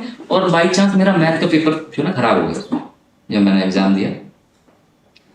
अब जब रिजल्ट आया तो हमारे मोहल्ला में एक जैसे भैया है, तो हमारे एक बुआ के बेटे, अच्छा तो हमारे में ना हमारे यहाँ चाचा ताई बुआ, तो बुआ भी दूर की है, मतलब वो मतलब मोहल्ले की है तो बस ठीक है वो बुआ समझ गया। हमारे मामा रिजल्ट आ गया, देखा रिजल्ट आ गया तो पापा बोले इनका नंबर तो होगा नहीं कहीं, नहीं देखो देखो जरा, भैया वो एडमिट कार्ड में नंबर ढूंढा आ गया। अब साला उन्हें मिले ही नहीं नंबर मेरा कहीं। बोले मामा इसका तो नंबर, पापा थोड़े सीरियस हो गए, अरे नहीं ऐसा नहीं होगा, देखो इसका होगा कहीं ना कहीं। अब भाई दोबारा देखा गया, अरे मामा नहीं है। अब तो मैं भी थोड़ा डर गया, मैंने अरे भैया ऐसा नहीं हो सकता, हम चेक कर रहे थे, हमने चेक किया है तो यार उस पर लिखा होता था, उसमें क्या होता था F S और T, फर्स्ट सेकंड थर्ड, अच्छा ऐसे आगे लिखा आता था रोल नंबर, और इधर या इधर ये मेरे को ध्यान नहीं है, F T और S ऐसे करके उस पर लिखा S, मतलब सेकंड डिवीजन पास। चौड़ा हो गया तुरंत, और इतना सूखड़ी रखा हुआ था बिल्कुल, मतलब मेरे में ना लोग चाय रख के पी ले, इतने वो गड्ढे होते थे, पतला पतला था, तो मैंने ना चूसा हुआ अब साला। और जो मेरा दोस्त था, अब टेंशन के साथ कहीं ये फर्स्ट डिवीजन में पास हो गया, वो तो कहता ना कि हम तो चलो कोई बात नहीं, दोस्त हमसे आगे। अब फिर उन्हें पापा मोटे का नंबर देखो, मोटे का नंबर देखा, आगे लिखा S। अब तो मैं चाहूंगा कि दोनों भाई सेकंड डिवीजन पास हो गए, हम चलो ये मोहल्ले में निकलते हैं। और उस टाइम लोअर का कॉन्सेप्ट कम होता था, जैसे आजकल हम लोग लोअर ज्यादा डाल लेते हैं, उस टाइम लोअर का कॉन्सेप्ट नहीं था। तो मुझे ध्यान है आज भी, गमछा होता है गमछा, हाँ। मैं सैंडो बनियान पहने हुआ था, व्हाइट कलर की, और आजकल कलर का वो ज्यादा चल गया ना, उस टाइम व्हाइट ज्यादा चलती थी, स्वागत और रूपा ये सब वो पहने हुए, और अंगोछा बोलते हैं हम लोग वहां पे इसको ना इटावा में, गमछा बांधे हुए थे। अब मोहल्ले में चौड़े होकर घूम रहा है, एक एक घर में जा रहा हूँ जिसके यहाँ 10th का रिजल्ट आया। सबसे पहले अपनी एक दोस्त के पास पहुंचा मैं, वो घर के बाहर बैठा और जैसे ना कर्म फूट गए तो लोग ऐसे सिर पे हाथ रख लेते हैं, वो ऐसे बैठा हुआ, तो शक्ल देखी नहीं। हाँ, तो उस टाइम तक दोस्त नहीं था वो मेरा। आंखों में आंसू, क्या हुआ भैया? हमने डब्बा को हमने चल, तेरी तो उम्मीद ही थी, कोई बात नहीं, आगे बढ़ता हूँ। मैंने कहा 2-2 बजे वाले जो थे, जो 2 बजे तक पढ़ते थे, उनके यहाँ पता करते हैं कि माहौल क्या। पहुंचा भाई, और मोहल्ला देखो उतने बड़े नहीं होते, छोटे छोटे आसपास में ही है। पहुंचा मैं, नीचे से आवाज लगाई उन्हें, जो नाम नहीं बताऊंगा, और दुश्मनी बढ़ जाएगी, पहले से दुश्मनी है हमारे बीच में। आवाज लगाई, उसके बाप निकल गया, पिताजी निकल गए। हाँ अंकल क्या हुआ? उनकी पिताजी इकलौते हैं जिनसे अंकल बोलता हूँ। अंकल क्या हुआ? भाग तो जाओ यहाँ से। हम समझ के कुछ गड़बड़ है, दाल में काला आया था क्या, क्यों भगा रहे? रिजल्ट आया, लड्डू खिलाओ। तुम्हारा लगा रात के 2 बजे तो 75 तो आए होंगे। डी लिखा होगा, टेंशन लिखा होगा वहाँ पे। अब उसके पड़ोस वाला वो छोटा था, कपिल भैया ने इनका डब्बा गोल हो गया पक्का क्या? ओ भाई 2 बजे वाले का डब्बा गोल। हम जिसे पढ़ते वो हमारे पिताजी नहीं देखा कभी। हम बात में चलो ठीक, फिर और आगे बढ़े, फिर जिस लड़की का जो नंबर था, जो 2-3 बजे वाली थी, अच्छा बोलो मेरे घर पे कंप्लेन करने आते थे, कपिल को समझाओ बहुत आवारागर्दी करता है ये। और इस लैंग्वेज में नहीं बोलते कभी भी, कपिल को समझाया दिन भर आवारागर्दी करा, लड़कियां छेड़त जाएगी। ओ भाई पढ़त लिखत तो है नहीं, दिन भर मैच खेलत। अब वो समझाए, और मम्मी पापा हमने ज्यादा नहीं बोलते थे, तो मम्मी घर पे पढ़ा करो। 2 बजे तक पढ़ते, 3 बजे नहीं मम्मी देखो वो उनके कर्म में, उन्हें 2 बजे तक समझ में आता होगा, हमें 8 बजे नींद आ जाती है, हम कैसे पढ़ लें बताओ? जब हमें समझ में नहीं आ रहा, जबरदस्ती कैसे दिमाग में डालेंगे? तो आगे बढ़े, पता चला वो लड़की का भी डब्बा गोल। अब तो खुशी का ठिकाना नहीं। खुशी इस चीज की नहीं कि वो फेल हो, खुशी है कि सारा पूरे मोहल्ले। अच्छा जो मेरा दोस्त था वो मेरे मोहल्ले का नहीं था, वो भड़तना रहता, भड़तना एक जगह है इटावा के पास, ठीक है, वो वहां चला गया था। तो मोहल्ले के मुखिया तो हम बन गए, हम मतलब इकलौते पास, अंधे में काना राजा, सब फेल, पूरा मोहल्ला। तो मतलब ये होता था। अब सोचो, मैं जो लड़का नीचे से पास होने वाला था, मैंने टॉप कर लिया अपने मोहल्ले को, तो मैं उनमें सरा के ब्रिलियंट रहा है भाई, इकलौता इकलौता पास में, तो ब्रिलियंट तो खा ही जाएगा, मार्क्स नहीं आए खाली। अब उसके बाद क्या था कि फिर ना कहते हैं ना साइंस साइड चाहिए, क्या चाहिए, तो इस्लामिया में रूल था कि मैथ में अगर इससे कम मार्क्स आए, वो बड़े स्ट्रिक्ट था इस्लामिया में। अच्छा, तो वहाँ पे आपको, अब मुझे चाहिए था साइंस साइड, तो अब वहाँ मिले नहीं, वो बोले कि नहीं यार आपके तो मैथ में मार्क्स कम है, बायो ले लो। अब मैं काट छाट नहीं कर सकता, मैं मैडम को भी कटता हुआ नहीं देख सकता। अच्छा, मैं बायो तो लूंगा नहीं। तो पापा बोले कॉलेज छोड़ के दूसरा गवर्नमेंट कॉलेज में आ जाओ। हमने नहीं, मैंने कॉलेज बहुत अच्छा कॉलेज नहीं छोड़ूंगा। उससे अच्छा कोई कॉलेज नहीं था हमारे इटावा, सेमी गवर्नमेंट था वो, ठीक है। मेरे हिसाब से शायद 30 रुपये quarterly fees, half yearly fees लगती हुई, शायद एग्जैक्ट याद नहीं, बट ऐसी कुछ था अमाउंट।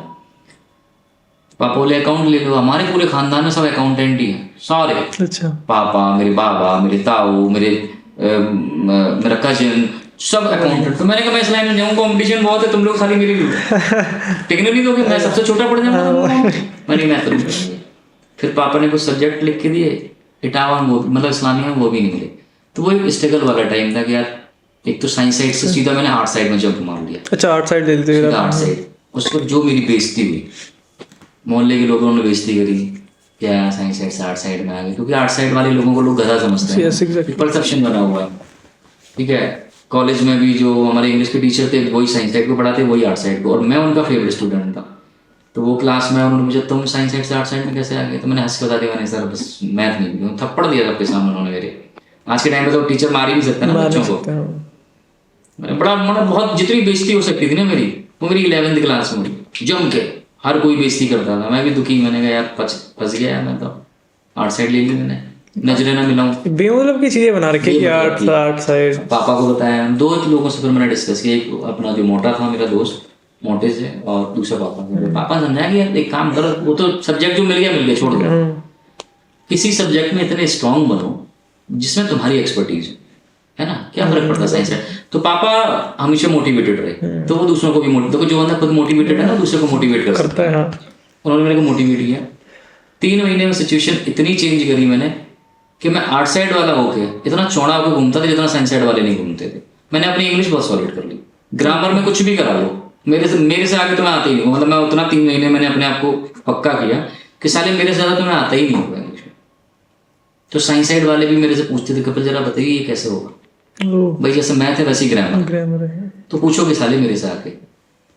और 10th में जब रिजल्ट आया तो पापा ने कभी कभी कहते हैं ना कि बच्चों को भी ना फ्री छोड़ देना चाहिए, तो पापा ने क्या किया, पापा उससे पहले कहते हुए थे कि पढ़ा करो पढ़ा करो। 10th के मार्क्स जब उन्होंने देखे ना तो 2nd डिवीजन था, लेकिन वो भी सबसे नीचे वाले पे, बस एक नंबर और कम होता 3rd आ जाता तुरंत मेरा। तो पापा ने रिजल्ट देखे ये बोला आज तो तुमसे नहीं कहूँगा मैं कि तुम्हें पढ़ना या नहीं पढ़ना, मुझे तो रिजल्ट चाहिए। उसका फायदा क्या हुआ, एक तो 8th क्लास में गिल्टी फील कर गया है ना, वो जो कांड हुए इतने सारे, तो वो 2 साल बड़े टफ रहे अगर मैं अपनी लाइफ में वैसे देखूं। 10th में भी यही हुआ कि मार्क्स बहुत कम, और मैं इतना गधा भी नहीं था पढ़ने में 10th में। मतलब मेरा क्या है कि तुम जो चीज़ 8 घंटे में तैयार कर सकते हो ना, वो चीज़ मैं 1 घंटे में कर लूँ।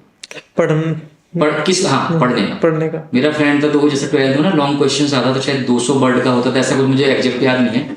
तो मेरा फ्रेंड था आरिफ, तो उसको वही क्वेश्चन मतलब आंसर याद करने में ना आधा घंटा लगता था, मैं 5 मिनट में याद करता था, और मुझे कॉमा भी पता होता था कहाँ लगा हुआ। मतलब फिर मेरे से 5 मिनट में पढ़ूंगा, कॉपी बंद कर लो, पूछ लो मेरे से। तो रीडिंग पावर ना बहुत तेज, मेरी रीडिंग पावर बहुत शार्प है, तो इसलिए जितने मेरे टीचर भी रहे ना उन्हें ये लगता था ये बहुत ब्रिलियंट है, क्योंकि आपने जो बताया उन्हें डिट्टो पता है। मतलब मैं तो टाइप राइटर हूँ, आपने बोला वो यहाँ छप गया। वो तो मैंने 12th के बाद थोड़ा कॉन्सेप्ट चेंज किया, मैंने रट्टू क्यों ही बनना, और फिर 12th के बाद ग्राफ बढ़ना शुरू हुआ। 12th में 1st डिवीजन आई, ग्रेजुएशन में भी अच्छे मार्क्स आए।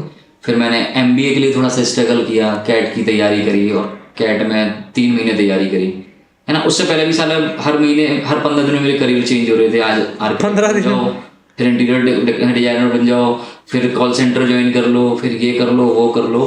अल्टीमेटली है ना कुछ ये सब ड्रामे चल रहे थे। फिर बाद में डिसाइड हुआ कि मैंने पापा को 12th में बोला था कि मुझे MBA करना है ना। बट छोटे शहरों में क्या होता है कि लोग मोहल्ले वालों से आपस वालों से बहुत डिस्कस करते हैं कि बच्चे को क्या कराना चाहिए। उसमें हमेशा ना बच्चों का नुकसान होता है। अरे मोहल्ले वाले कैसे डिसाइड करेंगे यार, उन्हें इतनी अकल होती है वो खुद ना कर लेते हैं है ना। लेकिन माहौल यही है, क्योंकि नॉलेज किसी को नहीं है। जब मैंने बोला कि मुझे MBA करना है तो सबने बोले नहीं MBA कोई स्कोप नहीं है। साला 2 साल बर्बाद हो गए उस चक्कर में। 2 साल तक मैं यही वेट कर रहा हूँ करना क्या लाइफ में। आप सोचो बंदे की लाइफ में एक दिन इंपॉर्टेंट है, मैंने 2 साल बर्बाद। 2 साल में कभी मैं कॉल सेंटर में घुस जाता हूँ है ना, कॉल सेंटर के इंटरव्यू दिए जाके धड़ाधड़ इंटरव्यू दे रहा हूँ, वहाँ भी भगा दिया जाता था। वो कहते MTI प्रॉब्लम है, शाह को शाह बोलता था, जा को जा बोलता। धीरे धीरे करके 50 इंटरव्यू दिए, फिर उसके बाद ये हो गया कि कॉल सेंटर वाले मुझे बुलाते थे, मैं कहता मुझे जॉब ही नहीं करनी। फिर फाइनली पापा को समझ में आया MBA करा दो इसको। कैट की कोचिंग करने आए 2 साल बाद, कैट की कोचिंग करने आए। अब कैट की कोचिंग ना लोग 2-2 3-3 साल करते हैं, तब नंबर आते हैं उनके। मैंने 3 महीने कोचिंग करी, मैथ में माइनस में मार्क्स आए मेरे कैट के जब एग्जाम दिया मैंने, ठीक है। तो मैंने उसके बाद मैट का एग्जाम दिया, उसमें 98% आया। कॉलेज भी ढंग के मिल गए, आलस था, अकल ही नहीं थी कौन से कॉलेज में ज्वाइन करना। फिर मैंने EPDO का एग्जाम दिया, किस्मत फिर वहाँ पलट गई। मतलब मैं कैट भी सोच रहा हूँ IIM जैसा कॉलेज या अच्छे कॉलेज सोच रहा हूँ, A ग्रेड या एटलीस्ट B ग्रेड कॉलेज मिले। मेरा दिमाग खराब, मैंने EPDO का एग्जाम दे दिया जहाँ सिर्फ C grade college, literally A grade होंगे तो पता नहीं मुझे, मतलब और ये भी पता नहीं कि कौन सा कॉलेज सिलेक्ट करना। मार्क्स भी आ गए, ठीक ठाक आ गए। मैंने ना एक कॉलेज सिलेक्ट कर लिया गाजियाबाद का। कॉलेज के बाहर खड़े होकर मैं पापा को फोन करूँ, पापा ये तो पोस्ट ऑफिस जैसा लग रहा है, उसका सर पोस्ट ऑफिस जैसा। पापा बोले काम कर, तो DD लगता था उस टाइम पहले ना, DD डिमांड। अच्छा पैसे ओके तो DD लगा हुआ। तो पापा बोले कोई नहीं, DD का पैसा बेकार जाएगा, वापस आ जाओ, फिर 1 साल तैयारी करना। मैंने 1 साल बर्बाद नहीं करूँगा, 2 साल रेडी हो गए है ना। मैं जितना टाइम बर्बाद करूँ मैं तो अपने बराबर वालों से पीछे हो जाऊंगा है ना, क्योंकि एक एज के बाद आपका एनर्जी कम रह जाती है। जो मैं 20 साल में जितना एनर्जेटिक था कि आप मैं ये उखाड़ दूंगा, आप देखो ना 20 से 30 का बंदा हुआ ना, उसका एनर्जी लेवल अलग होगा, उसका वे ऑफ टॉकिंग बदल जाएगा। 20 साल पे आग साली अलग लगी होती है अंदर। मैंने ना कॉलेज में तो इसी में रहूंगा, सही डिसीजन लिया। उस कॉलेज ने मेरे को ना लाइफ से कैसे स्ट्रगल से बाहर निकलना वो सिखा दिया। बेकार कॉलेज था, बेकार इन द सेंस कि कॉलेज उस लेवल का नहीं था जैसा मैं चाहता। वहां से पढ़ाई होती थी है ना।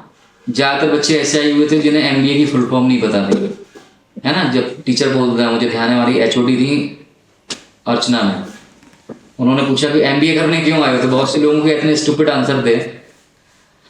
मैम पापा ने कहा एमबीए कर लो तो तुम्हारी शादी बहुत अच्छी होगी, दहेज अच्छा मिलेगा। साला माइंडसेट देखो।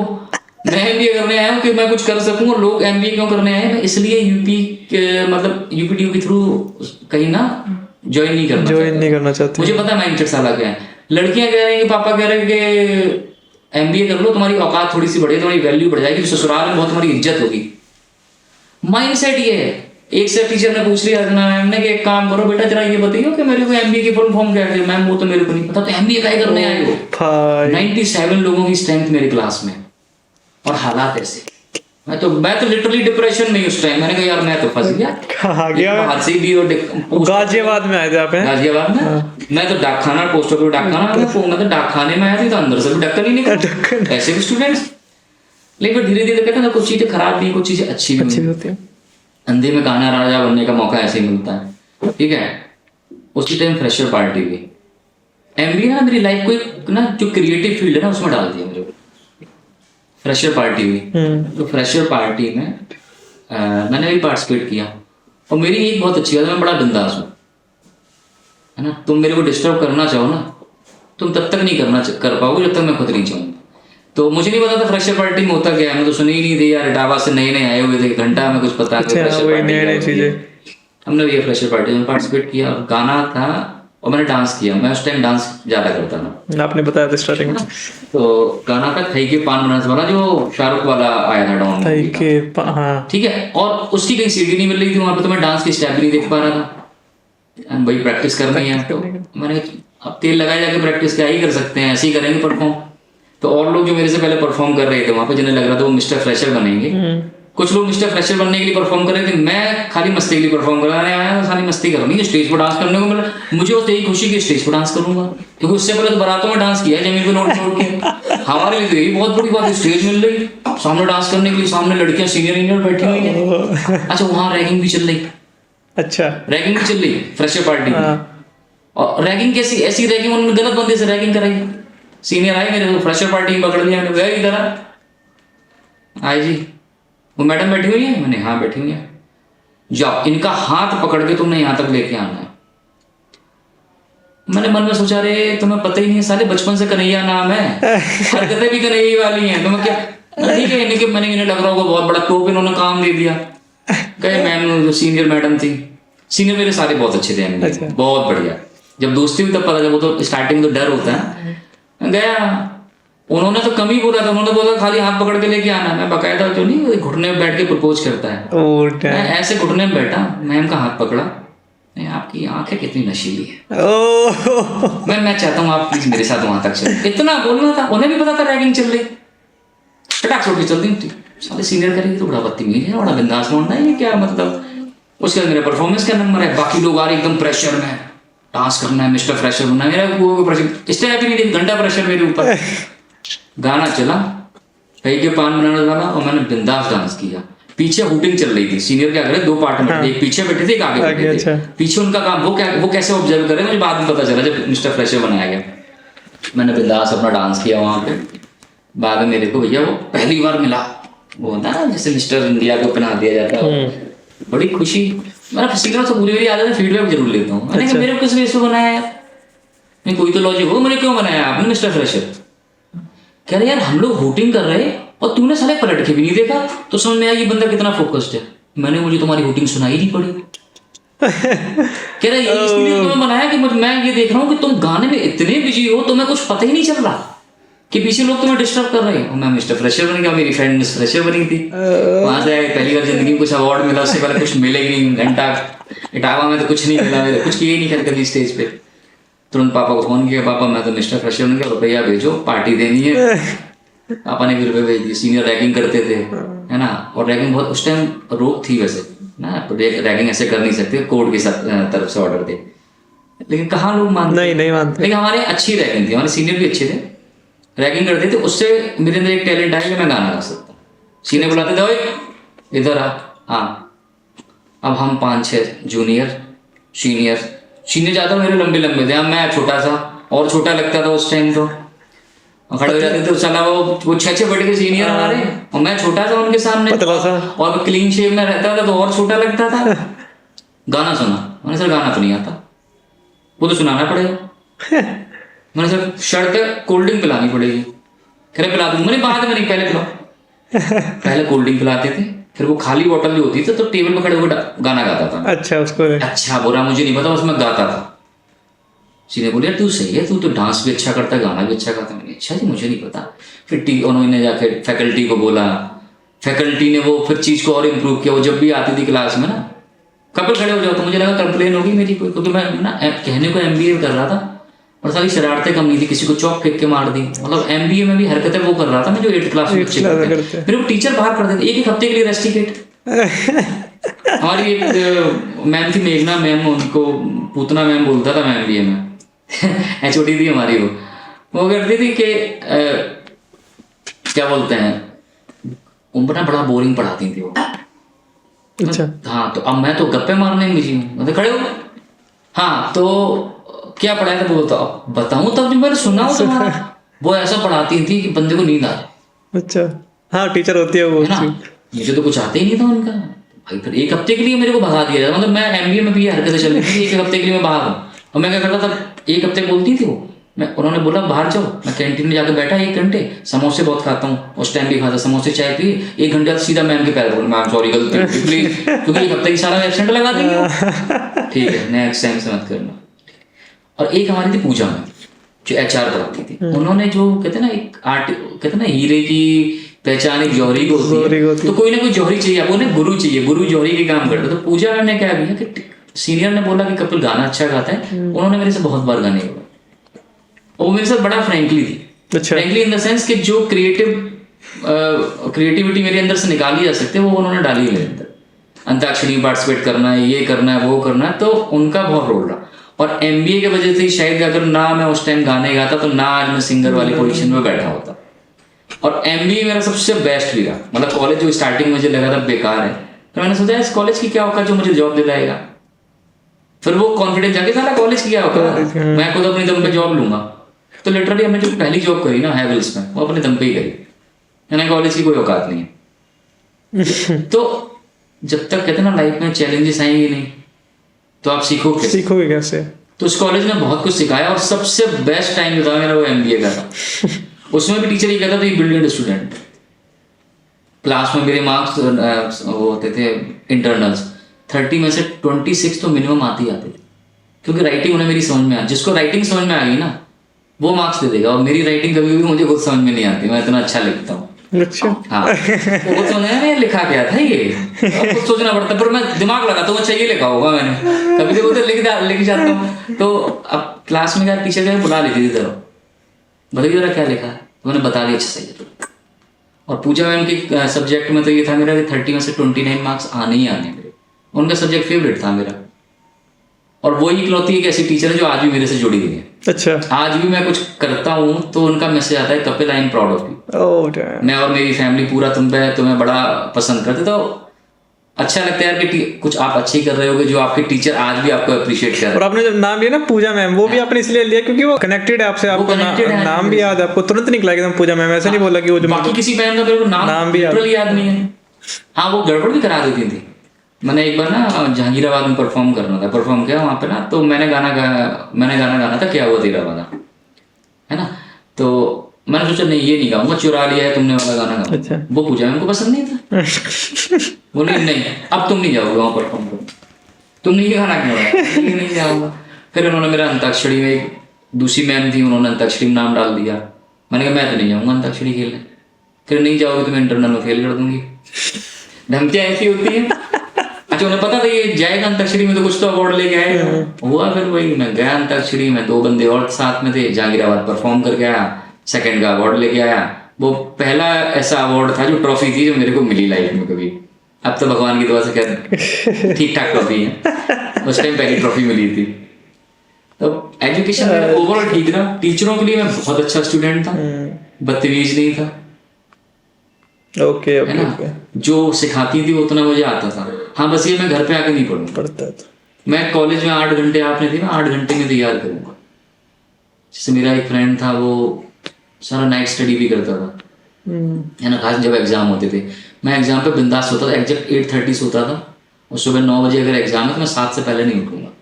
मेरे अंदर इतनी दम नहीं है कि मैं 8 घंटे वहां भी लगाऊं फिर घर पे आके पढ़ूंगा। तो मैं जितना पढ़ता था वहीं पढ़ता था। मतलब पढ़ने का भी ना तुम्हारा ऐसा होता है कि एक तो होता है कि जिसको मन है ना तो तुम पढ़ो, वो तुम्हें क्लियर समझ में आएगा, चीजें तुम्हें साफ दिखेगी, हाँ भाई ये चीजें मन से पढ़ रहे हो। तो हाँ। कभी कभी क्या होता है, पापा लोग बिठा देते पढ़ो पढ़ो, वो जबरदस्ती बैठ रहते बस ऐसे करके, वो किताब ले लेंगे भाई, इधर देखते रहेंगे उधर देखते रहेंगे, और क्या पढ़ा, कुछ 2 घंटे बैठा किताब ले, कुछ नहीं। तो इसीलिए डब्बा गोल होता है 2-2 घंटे। आप पेरेंट्स की डर से ही तो पढ़ रहे हो, आप पढ़ तो रही हो ना एक्चुअली। यार अगर आप पढ़ रहे हो ना 8 घंटे, तो मुझे नहीं लगता आपके 85-90% से कम आप अगर पढ़ रहे हो। बकवासी करनी है मतलब दिखावा ही करना, तो फिर क्यों ही करना। मेरे से तो नहीं होता। और मेरे तो खैर, अब जैसे मेरे सीनियर भी यहाँ होते थे, सीनियर वाले मेरे से बड़ा दुखी रहते थे जब थोड़ा सा पुराना हो गया ना। मतलब मैंने कहा ना MBA मेरी लाइफ में बिल्कुल टर्निंग पॉइंट रहा हर चीज के लिए। चाहे करियर वाइज तो होना ही था क्योंकि MBA करने आया हूँ, है ना, क्रिएटिव वाइज भी रहा और मस्ती वाइज भी रहा। मेरे सीनियर क्या करते थे, जो थोड़ा सा पुराना हो गया मैं, तो वो कहते थे साली ये आगे भाग जाओ यहाँ से, वो जूनियरों को देख के भागे। मैं क्या करता हूँ, मैं पकड़ लेता था, सर कुछ खिलाओ पिलाओ। तो बेचारे फंस जाते थे कि यार ये इसने, अच्छा मैं अकेला चलता नहीं था, 2-3 को साथ में लेके चलूंगा, सबको खिलाओ, क्या खिलाओ, पेटीज खिलाओ, चाय पिलाओ। अब सबकी बेचारे पॉकेट मनी है, तो वो बेचारे फंस, फिर सीनियर मेरे से दूर भागते थे कि साला इससे दूर रहो, ये बजा लेगा मैं।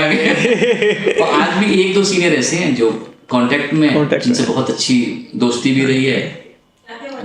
तो ओवरऑल बढ़िया फेज था, एजुकेशन में कोई प्रॉब्लम नहीं, मस्त ओवरऑल ठीक, शुरू से लेके अंत तक। अब तो खैर पढ़ाई से कोई लेना देना नहीं है, अब तो कुछ और ही पढ़ रहे हैं।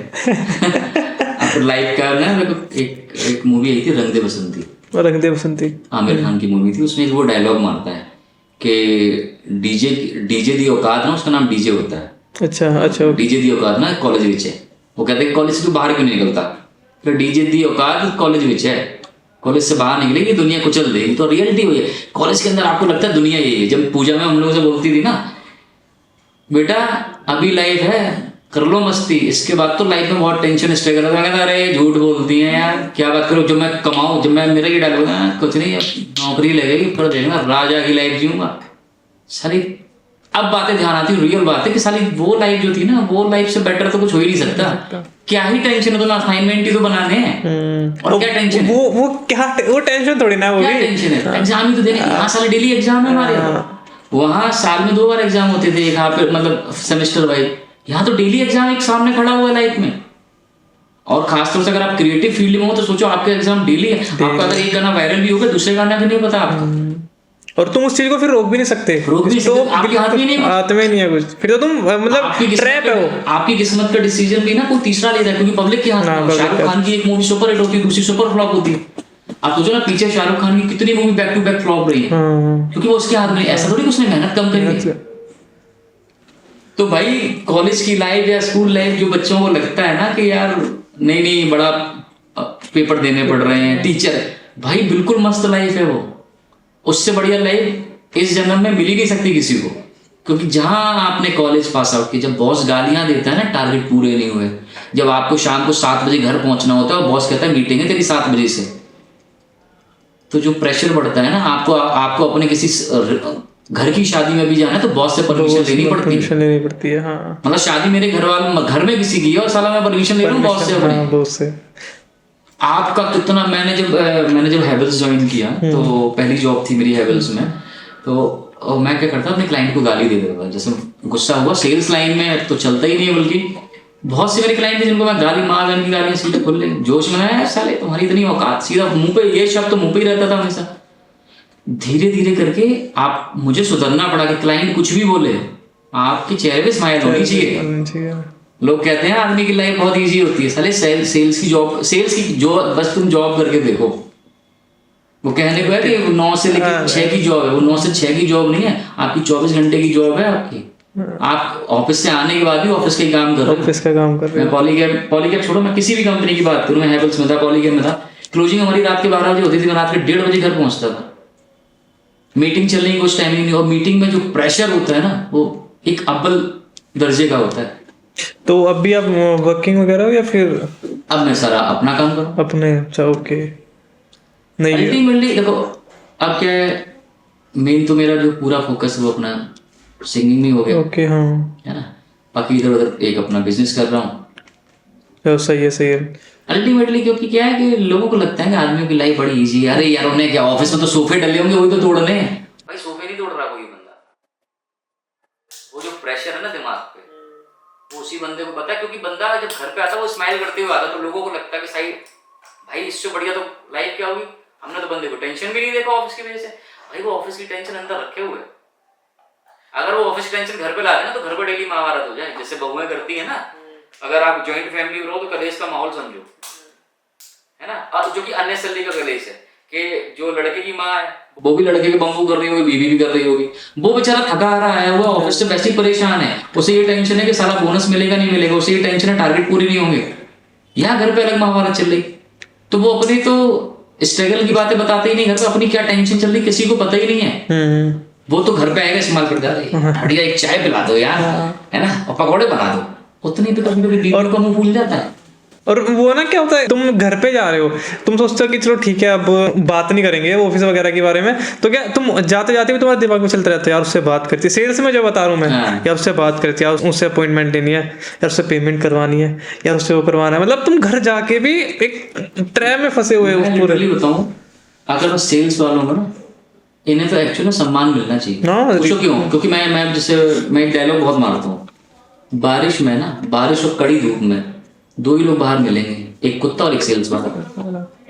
कितनी भी धूप हो, कितनी भी तेज बारिश हो, मुझे ध्यान है मैंने जब हैवेल्स ज्वाइन की तो मैं बाइक से ट्रैवल करता था और मैं पुराने गाजियाबाद में रहता था, वहां से कापासेड़ा बॉर्डर हो गया बिल्कुल दिल्ली का। अच्छा, ओके।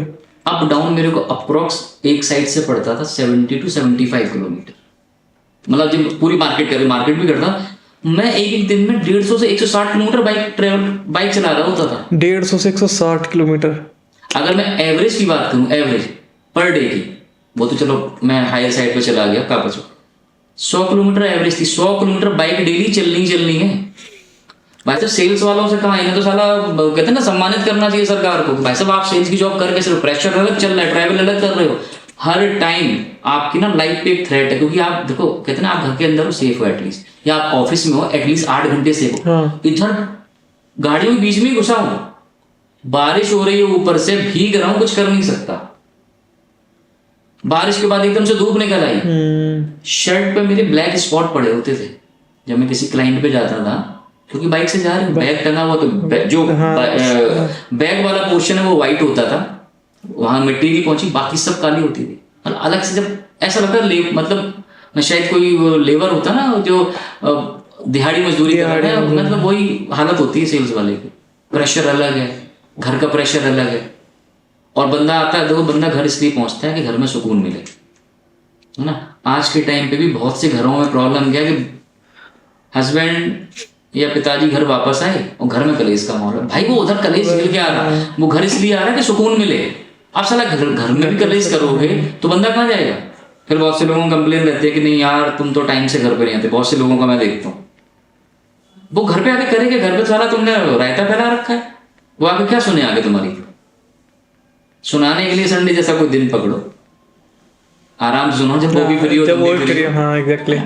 तो यही है, यही सबकी लाइफ में ही चलता है, और आम आदमी की लाइफ ऐसी ही चलती है। अच्छा सही है। मतलब ये जितना स्टार्ट टू एंड मैंने अभी देखा है ना, मतलब काफी मजा आ रहा है। बट एक बात मैंने नोटिस करी है, अब भी नोटिस करी है, और मैंने पहले भी मतलब आपसे बात वगैरह करी है, तो मैं नोटिस करता हूँ आप ना स्टेट बोलते, मतलब स्टेट इन द सेंस कि आप जो बोलना होता है ना डायरेक्ट बोलते हो, ऐसा नहीं कि कुछ घुमा फिरा रहे हो, जो है वो है, रियल बोलते हो। मतलब वो देखो मेरा तो एक सिंपल सा फंडा है कि आप थोड़ा सा मुंह पे बोलना शुरू कर दो, जो अपने होंगे वो समझ जाएंगे, और जो अपने नहीं होंगे वो दूर चले जाएंगे, और जो अपने नहीं है साला उनको पास रखना ही क्यों?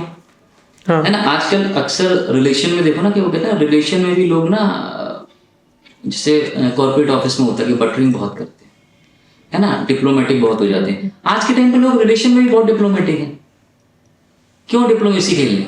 आप स्ट्रेट फॉरवर्ड बोल दो ना। जैसे मुझे अगर अपने दोस्त पे गुस्सा आए तो मैं फोन करके गाल में दे देता हूँ, भाई तू मेरा दोस्त है तो टिका रहेगा, दोस्त नहीं है तो साला फिर मुझे फर्क ही क्या पड़ा, तो जा तू, है ना। और लोग सबसे ज्यादा इसी चीज से डरते हैं कि नहीं यार मैं सच बोल दूंगा ना तो सामने वाला नाराज ना हो जाए। भाई अगर तेरा अपना होगा वो टिका रहेगा। मैंने अपनी ससुराल गया पहली बार, पहली बार होगा या हो सकता है, मतलब एक शादी जब हुई थी तो विद इन ईयर की बात कर रहा हूँ, लोग होते हैं शर्माते हैं बड़ा, खासतौर से दामाद तो सबसे ज्यादा शर्माता है ना, एक अपनी इमेज ही बनाने के लिए घर पे, चाहे भले ही वो अपने बीवी को दारू पी के पीटते हो, लेकिन समाज के सामने राम बन के आते हैं, अरे हमसे ज्यादा सुधरा इंसान इस पृथ्वी पर कोई हो ही नहीं सकता। दामाद जी आगे, दामाद जी आगे, देखा नहीं फिल्मों में भी देखा है और रियल लाइफ में भी कि दामाद की कभी भी ऐसे पूजा करी जाती है जैसे भगवान है। ठीक है, अच्छा मेरे अंदर दामाद वाली कोई वो आदत ही नहीं है साली। हम तो अच्छा जहाँ शादी भी हुई ना मेरी, तो वहां पे मेरी बुआ भी रहती है, तो बचपन में गए भी हैं। तो अब यार हमारे यहाँ मतलब ससुराल में क्या है कि जो चाय है ना, शरबत जैसी पी है, चाशनी जैसी बिल्कुल। अच्छा, यही मान लो चाशनी पी रहे हो तुम, रसगुल्ले को निचोड़ कर चाशनी पी रहे हो। अब बाकी लोग होते थोड़े घबराते हैं कि नहीं जो मिला वो खा लो। मेरे को भी बहुत से लोग समझाते हैं, अरे क्या यार नखरे, मैंने नखरे नहीं, जो नहीं खाना नहीं खाना, क्यों ही खाना सर, खाने लोग क्या बुरा लगेगा, है ना। तो मम्मी आई चाय देगी, मैंने एक सिप मारी, एक सिप मारती कब पता, मैंने मम्मी मैं तो नहीं पीऊंगा, काय नहीं पीऊं। हमने कि यार इसमें क्या डाला हो, इसमें तो मैं शरबत बना दिया, इसको चाय कहाँ ये, आपने ऐसे बोल दिया। हाँ अब अच्छा नया नया दामाद आया ना, तो 5-6 लोग और बैठे होते हैं, है ना। और देखो मेरी वाइफ जो ना सब साथ में ही रहते हैं, मतलब उनके ताई बड़े बड़े अच्छा जॉइंट फैमिली, सब बैठे हुए, सब मेरे मुंह से देख रहे हैं नया नया दामाद, अच्छा ये साला क्या बोल रहा है, तो लोग दामाद तो यार तुम तो साला उसको चाय की बर्फी बना के खा जाएगा, तुम्हें ससुराल में थोड़ी पता चल जाएगा ना कि हमें गुस्सा भी आता है ना। ससुराल में तो बहुत अच्छे हैं, मैं दूसरी चाय रहा तो ही पीऊंगा। तो इस चक्कर में बहुत से लोग मेरे को बोल देते रूड हो, एटीट्यूड बहुत, भैया अब चाय अगर नहीं अच्छी लगी नहीं लगी यार अच्छी, है ना। ऐसे मैं अपने यहाँ सोसाइटी में रहता हूँ, तो एक पड़ोसी के यहाँ जाता हूँ, भैया है वो, तो अब भाभी जो भी बनाती है ना वो मेरे हिसाब से बनाती है, क्योंकि अगर मुझे अच्छा नहीं लगा मैं नहीं खाऊंगा ये। अच्छा, मेरे अंदर ये नहीं है कि मैं हाँ ठीक है कोई बात नहीं, आपका दिल रखने, मैं दिल रखने के लिए नहीं खाऊंगा। दिल रखना उसको बोलते हैं कि भाई मेरे दिल में जो है वो तुम्हें पता चलना चाहिए, हाँ है ना। और अगर तुम्हें मेरे दिल की परवाह नहीं है तो भैया मैं तुम्हारे दिल की परवाह क्यों करूं। अब तुम किसी चीज में, किसी सब्जी में लाल मिर्च पेल के डाल दो और कहते हो हमारा दिल रखने के लिए खा जाओ, क्यों खा जाओ, कोई लॉजिक नहीं। आदमी क्या करता है रिलेशन बचाने के लिए ना, या ये कहूँ रिलेशन में ना आज के टाइम पे ना मैनिपुलेशन ज्यादा है ना। आदमी सीधा सीधा बात नहीं करता, मैनिपुलेशन घुमाता है। वो कहते हैं रिश्ते भी ना साले घुमा के रख दिए आज के टाइम पे, बस कैसे बनी रहे हाँ। फायदा देख लो अपना, सामने वाले को बुरा नहीं लगना चाहिए चाहे, और तुम सारे झूठ बोल के बुरा ही तो कर रहे हो उसका। अक्सर देखो सोशल मीडिया पे मैसेजेस आते हैं कि सर मैं ना आपसे दोस्ती करना चाहता हूँ। इन्हें क्यों सारों को बाहर ढूंढने पड़ रहे दोस्त, क्योंकि साथ में जो है उनके साथ तो सारी पॉलिटिक्स खेलनी है, सीधी बात ही नहीं करनी हाँ। और ओशो एक बात बोलता है, वो काफी हद तक सही भी है, कि लोग कहते हैं ना कि सच बोलना चाहिए। अगर लोग सच बोलने पे आ जाए ना 90% रिश्ते एक दिन में खत्म हो जाएंगे। हाँ ये तो बात है, रिश्ते चली झूठ पे रहे, सच पे साला कहाँ रिश्ते चल रही। तो किताबी बातें हैं, सच बोलना चाहिए। सच बोलने से ना ही धंधा चलता है और ना ही रिश्ते चलते हैं। झूठ बोल के चल हाँ, या फिर सच मेरे से बोलो, गिने चुने 2-4 लोग हैं मेरे साथ मैं तो सच बोल देता हूँ मुंह पे, और मैं यही सोच के बोलता हूँ कि भाई अगर मेरा अपना होगा तो रुक जाएगा, और अपना नहीं है तो भाई मुझे इसकी परवाह ही है। भाई बिंदास बोलने के लिए ना गट्स चाहिए, और बिंदास वो बोल सकता है ना जिसके अंदर कोई प्रॉब्लम ना हो। अब मुझे चोरी करनी है तो मैं तो झूठी बोलूंगा ना यार, सही बात है। मैं सच बोल के कैसे चोरी कर लूंगा। मैं मीठी मीठी बातें करूं, मुझे किसी का दिल तोड़ना है तो मैं क्या करूंगा, पहले मीठी मीठी बातें करूंगा। शकुनी जो था वो क्या काम करता था, कहते ना जो मीठे लोग होते हैं ना वो दूसरों के कान में जहर, उसने दुर्योधन के कान में तब तक जहर घोला कि जब तक महाभारत जैसा युद्ध नहीं हो गया। एक कहावत है कान के कच्चे लोग। कान के कच्चे लोग कौन है, जो साले मीठी मीठी बातों में आ जाते हैं। मेरे जैसे लोगों की तो साले ज्यादा लोग बुराई कर रहे होते हैं, अरे वो तो बड़ा बदतमीज है, बदतमीज इसलिए मुंह पे बोल रहा हूँ तेरे। जैसे मैंने ना एक बार अपने दोस्त को एडवाइस दे दी, ठीक है, कि और एडवाइस कुछ ऐसी थी कि आप जैसे ना लाइव शो करने वाले होते हैं स्टेज पे, कहते हैं ना कभी कभी रिश्ते ना फालतू की बातों से टूट जाते हैं, है ना, जिनका कोई लॉजिक नहीं है या फिर सामने वाला समझना ही नहीं चाह रहा आपको। मेरी क्या आदत है, अगर आप मेरे दोस्त हो तो मैं आपको या तो सही बोलूंगा या फिर बोलूंगा, मतलब या तो मैं एडवाइस दूंगा ही दूंगा, या फिर आप मेरे दोस्त नहीं। तो मैंने ऐसे एक बार अपने दोस्त को एडवाइस दी कि भाई अभी तू ना जो बड़े स्टेज हैं उन पे लाइव बैंड के साथ परफॉर्म अभी मत कर, थोड़ा सा प्रैक्टिस कर ले। अच्छा। देखो दो टाइप के लोग होते हैं, मैं इसी में एग्जांपल देता हूँ। मेरे स्ट्रेट फॉरवर्ड होने का नुकसान भी कितना है। हाँ। एक तरफ मैं हूँ, एक तरफ एक और बंदा है। मैं हूँ जो स्ट्रेट फॉरवर्ड बोल रहा हूँ कि भाई तू स्टेज पे परफॉर्म मत कर, क्योंकि अभी तू लाइव बैंड के साथ परफॉर्मेंस लाइक है नहीं, थोड़ा सा प्रैक्टिस कर ले, क्योंकि एक बार स्टेज पे जो परसेप्शन बन जाता है ना आपके लिए वो लाइफ लॉन्ग चलता है ना। तो रादर देन आप परसेप्शन खराब करो, बेटर है 1 महीना और वेट कर लो, प्रैक्टिस कर लो, कुछ भी ऐसा कर लो कि आपका परसेप्शन, आपकी इमेज खराब नहीं हो। उसमें बेनिफिट भी तुम्हारे रहता है, क्योंकि तुम वहां पर अच्छा परफॉर्म कर दोगे तो नेक्स्ट टाइम तुम्हें बुलाएंगे। अब तुम नेक्स्ट टाइम बुलाएंगे, दूसरा जो पब्लिक सामने बैठी है वो कहेगा यार कितना अच्छा बंदा गाता है, ठीक है। अब मैं वहां मजाक बनवाने से बेटर क्या है, यही तो करूं। तो एज अ फ्रेंड मैंने ये एडवाइस दी, उसी बंदे को दूसरा एक बंदा एडवाइस दे रहा है, तुम तो कितना अच्छा गाते हो, तुम्हें तो लाइव शोज करने ही चाहिए। अब बंदा, आज के टाइम पे लोग किसकी सुनना पसंद करेंगे, जो बंदा मीठा बोलता है। तो भाई मेरे से उस बंदे से सेपरेशन हो गया, क्योंकि भैया हमने एडवाइस दे दी, सारे एडवाइस हमने।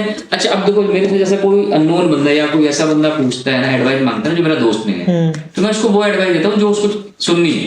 अच्छा यार कैसा लग रहा हूँ, तू मेरा दोस्त नहीं है यार, क्या गजब। मैं तो एक जगह में लाइव शो में गया तो वहां पे गाना गाया एक भाई साहब ने, मुसाफिर हूँ यारो ना घर है ना ठिकाना, किशोर दा का गाना है ये। वो गाना है, मुसाफिर हूँ यारो, भाई साहब ने कैसे गाया। अब उन्होंने आके मेरे से पूछा कि कपिल जी कैसा गाया है। मैंने क्या बोला, क्योंकि मेरे दोस्त ने, अरे सर क्या गाया है आपने, हैं क्या, मतलब मजा आ गया आपका गाना सुन के। मेरा दोस्त थोड़ी, मैं क्यों इसका दिल तोड़ूं, मैं क्यों उसको एडवाइस दूं, उसने मेरे से एडवाइस नहीं मांगी ना। लेकिन अगर वो मेरा दोस्त होता तो मुंह पे बोलता कि भाई इतना बुरा गाता मत गा, प्रैक्टिस कर ले। लेकिन लोगों को ना सच बात सुनने की आदत नहीं है। हाँ, एग्जैक्टली। और जो बंदा ज्यादा स्ट्रेट फॉरवर्ड बोलेगा ना उसका रिलेशन हमेशा कम होगा। मेरी तो मेरे घर वालों से नहीं बनती इस चक्कर में। हाँ, उसकी बनती भी बहुत रेयर लोगों से जो उसको समझते हो कि हाँ बंदा ऐसा है, नेचर उसका ऐसा है। मेरी किसी से नहीं बनती। अगर मैं 2-3 बंदे छोड़ दूं अपने लाइफ के तो मेरी किसी से नहीं बनती। इसलिए नहीं बनती क्योंकि जब मैं मानता हूँ मेरी बंदा मेरा है, तो जैसे ही मैंने मान लिया दिल से ना बंदा मेरा, तो मैं एडवाइस देते रहूंगा। ये मेरी गंदी आदत है। और जैसी एडवाइस देता हूँ सामने वाला भाग जाता है छोड़ के। बताओ ऐसे बोल दिया मुझसे, अरे तुझसे भाई तो कैसे बोलूं, मैं तेरा बुरा थोड़ी करूंगा, मैंने इसलिए बोला कि तेरा बुरा ना हो। अब तुझे चाहिए ऐसे बंदे जो तेरी बटरिंग करें और तेरे को पानी पिछड़ाएं, तो सॉरी यार, मुझे ऐसे बंदे नहीं चाहिए। मैं कहीं गलत हूं तो मुंह पे बोल, अगर दोस्त मानेगा तो मुंह पे बोलेगा। और आज के टाइम पे तो हो गया ना कि लोग डिस्कशन करने से बेटर ना दूरियों को ज्यादा इंपॉर्टेंस देते हैं। वो कहते हैं अब सपोज मैंने है ना कि बस रिलेशन ही खत्म कर दो, दूर रहो, बोलो मत। और न जाने कितने लोगों के माइंड में ये ना कि शांत रहने से ना मुद्दे सुलझ जाते हैं। साला ये सबसे बड़ी बेवकूफी वाली, और कहते हैं ना वो एक शब्द यूज करूंगा, चूतियाबंती की बातें। शांत रहने से रिश्ते कैसे सुधर जाएंगे यार? सामने वाला भगवान है कि तुम्हारे शांत रहने से समझ जाएगा वो। भाई अगर मुझे कोई प्रॉब्लम है और मैं तुमसे डिस्कस ही नहीं करूंगा तो सॉल्यूशन किस चीज का निकालूं? मुझे प्रॉब्लम है, मैं तुमसे खफा तुम्हें पता ही नहीं है मैं खफा क्यों, तो तुम भी खफा एग्जैक्टली है ना। अब जब दोनों खफा और रीजन पता नहीं है तुमको तो क्या होगा? दूरियां ब्रेकअप। और ऐसे कितने होता है ऐसे। कोई भी रिलेशन, आदमी कहता है ना कि लड़का धोखा दे रहा है, लड़की धोखा दे रही है, कोई धोखा नहीं दे रहा। सिर्फ एक गलत फहमी होता है कि भाई तुमने डिस्कस ही नहीं किया कुछ भी। तुम डिस्कस करोगे रिलेशन बचा रहेगा। जिस दिन डिस्कशन करना बंद कर दो समझो रिलेशन तुम्हारा खत्म हो गया। लोगों को लगता है, कई बार पेरेंट्स को लगता है कि नहीं बच्चे बोल रहे हैं, बोलने दो, हम रिप्लाई नहीं करेंगे। भाई तुम रिप्लाई नहीं करोगे, तुम डिस्कस नहीं करोगे, तुम प्रॉब्लम नहीं सुनोगे, तो घर तुम्हारा टूटेगा। हाँ। जब लड़के की शादी हो जाती है ना, तो एक इल्जाम लगता है लड़कों पे कि भाई शादी का लड़का बदल गया। हाँ भाई वो लड़का नहीं बदला, उस पर बहुत सारी जिम्मेदारियां आई, उसने अपनी कुछ प्रॉब्लम तुमसे शेयर करी, तुमने वो प्रॉब्लम नहीं सुनी, इसलिए वो तुमसे दूर हो गया। इल्जाम लेकिन किस पे लगाते? सबसे इजी टारगेट क्या होता है? लड़के और बहू को पकड़ के इल्जाम लगा दो कि भैया बहू ने लड़का बदल दिया। हाँ, बहू ने लड़का बदल दिया, बहू ने हमारा लड़का छीन लिया। भाई छीन के कहाँ लेगी बहू तुम्हारा लड़का? इसका मतलब तुम्हारे प्यार में कहीं ना कहीं कमी है, जिसकी वजह से तुम्हारा लड़का, जो लड़का तुम्हारे 7 साल 20 साल 25 साल रहा, जो बिना कुछ बोले तुम उसकी प्रॉब्लम समझ रही थी, आज वो बंदा बोल बोल के थक जाओ, तुम्हें प्रॉब्लम समझ में नहीं आ रही, तो भैया बंदा तुमसे दूर ही होगा। कब तक कोई तुम्हें अपनी प्रॉब्लम, होता है ना कि एक टाइम तक बंदा अपनी बात शेयर करता है। हाँ वही, हाँ मैं तुम्हें कोई बात 1 बार समझाऊंगा, 2 बार समझाऊंगा, 3 बार समझाऊंगा, अगर तुमने 3 बार में समझ में नहीं आई तो मैं क्या करूँ? फिर मैं शांत रहूँ। शांत हो जाओगे। मुझे पता है तुम्हें समझनी नहीं है, और उस केस में क्या होता है, उसमें रिलेशन टूटता है। मैंने समझाने की कोशिश करी क्योंकि मुझे रिश्ता रखना है, मैं चाहता हूं कि रिलेशन सही चलता रहे। तुमने नहीं समझा क्योंकि तुम्हें रिलेशन की वैल्यू नहीं है, और तुम्हारे ना समझने की वजह से मैं शांत हो गया, इसका मतलब रिलेशन खत्म। रिलेशन सबसे इजी चीज है संभालना, लेकिन लोग संभाल के रखना नहीं चाहते। रिलेशन यही क्या है, तुम हमें समझो, हम तुम्हें समझ रहे, बस दैट्स इट, खत्म कहानी। रिलेशन को इतना बड़ा साली कोई साइंस और वो मैथ थोड़ी है, कॉस थीटा साइन थीटा थोड़ी है, हालांकि उसमें कोई फॉर्मूले लगाने हमने। सिंपल सी चीज, दिल की बात दिल तक समझनी है, हमने वो समझनी नहीं, रिलेशन टूट जाते। फिर आदमी कहता है हमारा तो बेटा खराब निकल गया, हमारी बहू खराब निकल गई, हमारा दोस्त खराब निकल गया। हाँ हाँ, ऐसे होता है ना। और ये देखो, वही काम जब दामाद कर रहा होता है तो दामाद बहुत अच्छा है, दामाद आप चाय बना के दे दे बेटी को, कहेंगे यार हमारा दामाद तो हीरा है, तो बेटी को चाय दे रहा। साला वही तुम्हारा लौंडा अगर बीबी को चाय दे दे तुम्हारी बहू को, तो सारा जोरुआ गुलाम है। परसेप्शन देखो कहाँ बदलती है ना। और लोग बोल नहीं पाते, बेटे भी ज्यादातर केस में बोल नहीं पाते कि तुम्हें क्या समझाए, और फिर वो मतलब बोलेंगे ना तो और बात बिगड़ जाती है, और बात बिगड़ जाती है। तुम आज के टाइम पे अगर अपने दिल की बात किसी से शेयर करो ना, तो सब कलेश बढ़ता है। कहावत तो एक ही है कि अगर आज के टाइम पे लोगों का दोस्त भी नहीं है और ऐसे लोग नहीं इनसे बात अपनी शेयर कर पाए, तो उस पर भी एक कहावत है कि अगर खोल लिया होता दिल अपने यारों के साथ, तो आज ना खोलना पड़ता औजारों के साथ। भाई दिल में तुम 100 बातें रखे हुए हो, सारा डिस्कस किससे करोगे? तुम्हारे पास एक भी बंदा नहीं है डिस्कस करने के लिए, तो फिर बाद में फिर वो कहते हैं ना कि नसें ब्लॉक होगी, नसें तो ब्लॉक होंगी ना, तो सारी दर्द तो अंदर है। औरतों को हार्ट अटैक आते हैं सबसे कम, सबसे ज्यादा आदमियों को आते। क्यों आते हैं? औरतें क्या है, तकलीफ में रोली, आदमी रो भी नहीं पाता। स्ट्रेट फॉरवर्ड बोल दो तो सब रिश्ते उससे दूर, सब उससे दूर। मेरे पास आज के टाइम पे गिने चुने लोग होंगे जो मेरे पास है, मेरे साथ। अच्छा, मैं तो सबसे बिंदास बोलता हूँ, मुझे तुम्हारी चीज अच्छी नहीं लगी तो मैं मुंह पे बोलूंगा। भाई जब तारीफ सुनने की दम रखते हो तो बुराई भी सुनने की दम रखो। ये क्या सिर्फ तारीफ करूंगा तो कपिल ठीक है बहुत बढ़िया, और साली जब तुम्हें कमी है तो उसके लिए पड़ोसी पे जाओ। और तुम्हारी बुराई है और लोगों को तो सही बताऊं, मेरे ऐसे लोगों को संभाल के रखना चाहिए कि साले मैं तुम्हारी बुराई तुमसे कर रहा हूँ, क्योंकि इंप्रूवमेंट तुम्हें करना है। अगर यही बुराई जाके मैं 10 लोगों से करूँ तो, क्योंकि आज के टाइम पे 90% लोग कर ही रहे हैं। रिलेशन क्यों खराब होता है? बहू सास की बुराई किसी और से कर रही होती है, सास बहू की बुराई किसी और से कर रही होती है। करना क्या चाहिए? आपस में बैठ के डिस्कस करो ना यार, रिलेशन तुमने निभाना है लाइफ टाइम। तुम अड़ोसी पड़ोसी को रिश्तेदारों को बता के कुछ ना उखाड़ लोगे। और लोग ना मतलब 2 टाइप के लोग होते हैं, एक तो चाहे तो इस चीज को सोचते हैं कि हाँ यार इसने मेरे को ऐसे बोला, सही में मेरे अंदर कुछ कमी होगी, चलो उसको सुधारते हैं। कुछ हद तक कुछ ही बंदे हैं जो इस काम को करते हैं, बट ज्यादातर बंदे क्या है, जल रहा है मेरे से, हाँ। मेरे को सोच रहा है कि मैं तो सही कर रहा हूँ। ऐसे होता मेरे स्ट्रेट फॉरवर्डनेस की वजह से मेरे काफी दोस्त छूटे और मुझे कोई परवाह नहीं। मैं तो एक जब वो चला जाता है कुछ दिन तो देखो तकलीफ रहती है ना कि बंदा चला गया लाइफ से, पर बाद में सोचता सारा मेरा था ही नहीं। मेरा एक फ्रेंड था, मैं कोचिंग कर रहा था कैट की, ठीक है, और मैंने एमबीए में एडमिशन लेना था, तो कैट का मैट की करी, उसके बाद मैंने यूपीट्यू का जो एग्जाम दिया, मैंने यूपीट्यू का एग्जाम दिया। उन भाई साहब ने, जो मेरा दोस्त था, और बहुत अच्छी बॉन्डिंग थी मेरी, बहुत अच्छी दोस्त बॉन्डिंग, उन भाई साहब ने एमसीए का एग्जाम दिया, यूपीट्यू की करी। यार मैंने कैट की कोचिंग भी करी तो उसका बेनिफिट मिलेगा मुझे, और मैं 1 साल से बाहर भी रह रहा हूँ। उन भाई साहब ने ग्रेजुएशन करने के बाद तुरंत मैं उसका यूट्यूब का एग्जाम दे दिया, तो उनका नंबर नहीं आया। अच्छा, ठीक है, वो नंबर आते हैं, रैंकिंग आ रही है, मेरी आ गई, तो आप मेरे से जल गए, क्यों ही जल रहे हो यार? पहली चीज तो मैंने MBA के लिए ट्राई किया, पहली चीज। दूसरा, मैं 1 साल से मेहनत कर रहे हो। मैं ग्रेजुएशन करे, मुझे टाइम हो गया, उसके बाद मैंने 1 साल तैयारी करी, ठीक है। आप मेरे से इतना जल गए कि उस दिन से लेके आज तक हमारा आपका 36 का आंकड़ा है। अगर आज सामने से निकल, मतलब जो बंदा एक दूसरे के बिना रहते नहीं थे, मतलब अगर मैं मोहल्ले में हूँ तो ऐसा हो ही नहीं सकता उस बंदे से नाम में, और मिलके घंटे घंटे पर बात होती है। मतलब जब उसके पिताजी भी उसको डांटते थे कपिल से दूर रहो, क्योंकि मेरे लिए परसेप्शन क्या बना हुआ था कि कपिल बहुत बिगड़ा हुआ, पूरे मोहल्ले में मेरे हमेशा ये रहा कपिल बहुत बिगड़ा हुआ। क्यों बिगड़ा हुआ? कपिल मुंह पर बोलता है यार। तो उनके पिताजी कहते कपिल से दूर रहा करो, बहुत बिगड़ा हुआ है।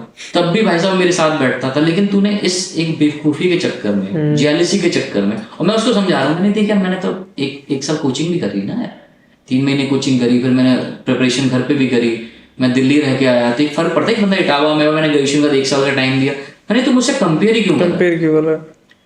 और ज्यादातर क्या होता है कि कंपैरिजन में चीजें खराब होती है। तू कंपेयर मत कर मेरे से, अच्छा दोस्त बना रहे। तुझे ये बात समझाई, ब्रेकअप। आज हम लोग एक दूसरे के दुश्मन है, सामने यूं निकलते हैं हम लोग, त्योहारों पे मिलते हैं कभी कभी, तो मेरी नजर यूं होती है और उसकी नजर भी यूं होती है। मतलब हम लोग एक दूसरे की शक्ल, मतलब मुझे उसकी शक्ल भी ध्यान नहीं है कि लास्ट टाइम कब देखी होगी मैंने, क्योंकि निकलते हम तो ऐसे करके निकलते, यूं करके।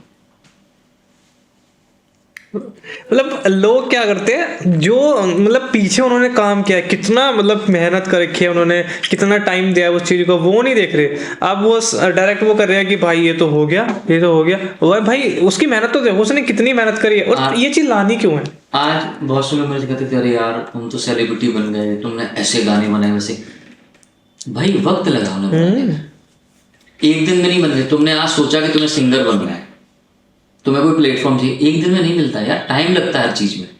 और मैं अभी भी स्ट्रगल ही तो कर रहा हूँ। जब तक आप उस लेवल पे ना पहुंचो कि दुनिया आपको जानने लगे, तब तक आपके उस लेवल पे पहुंचने के बाद स्ट्रगल और ज्यादा है, क्योंकि तब आपको वो मेंटेन करके रखना है। उस टाइम तो बहुत चीजें ऐसी होगी जो, तब तो आपको लिटरली हर शब्द सोच के बोलना पड़ता है। जैसे अभी तो मैं ठीक है नहीं सोचता था, मैं तो मेरा एक डायलॉग रहता है, सारा जो दिल में वही दिमाग में, फिल्मी डायलॉग, बट लिटरली मेरा यही रहता है अंदर वही बोलूंगा या बोलूंगा नहीं। मेरा सिंपल, मैं बीच का ऑप्शन नहीं। जैसे कुछ कहते हैं दोस्त जैसे, मेरे दोस्त जैसे कुछ नहीं होते, या दोस्त हो या कुछ नहीं, डिसाइड तुमने कर। और अगर दोस्त हो तो मेरी बदतमीजी भी सुननी पड़ेगी, क्योंकि मैं तुम्हारे मुंह पर तुम्हें गाली दूंगा। तुम जहां गलत करोगे मैं तुम्हें टोकूंगा। नहीं जम रहा भाई, तू अपने रास्ते, हम अपने रास्ते।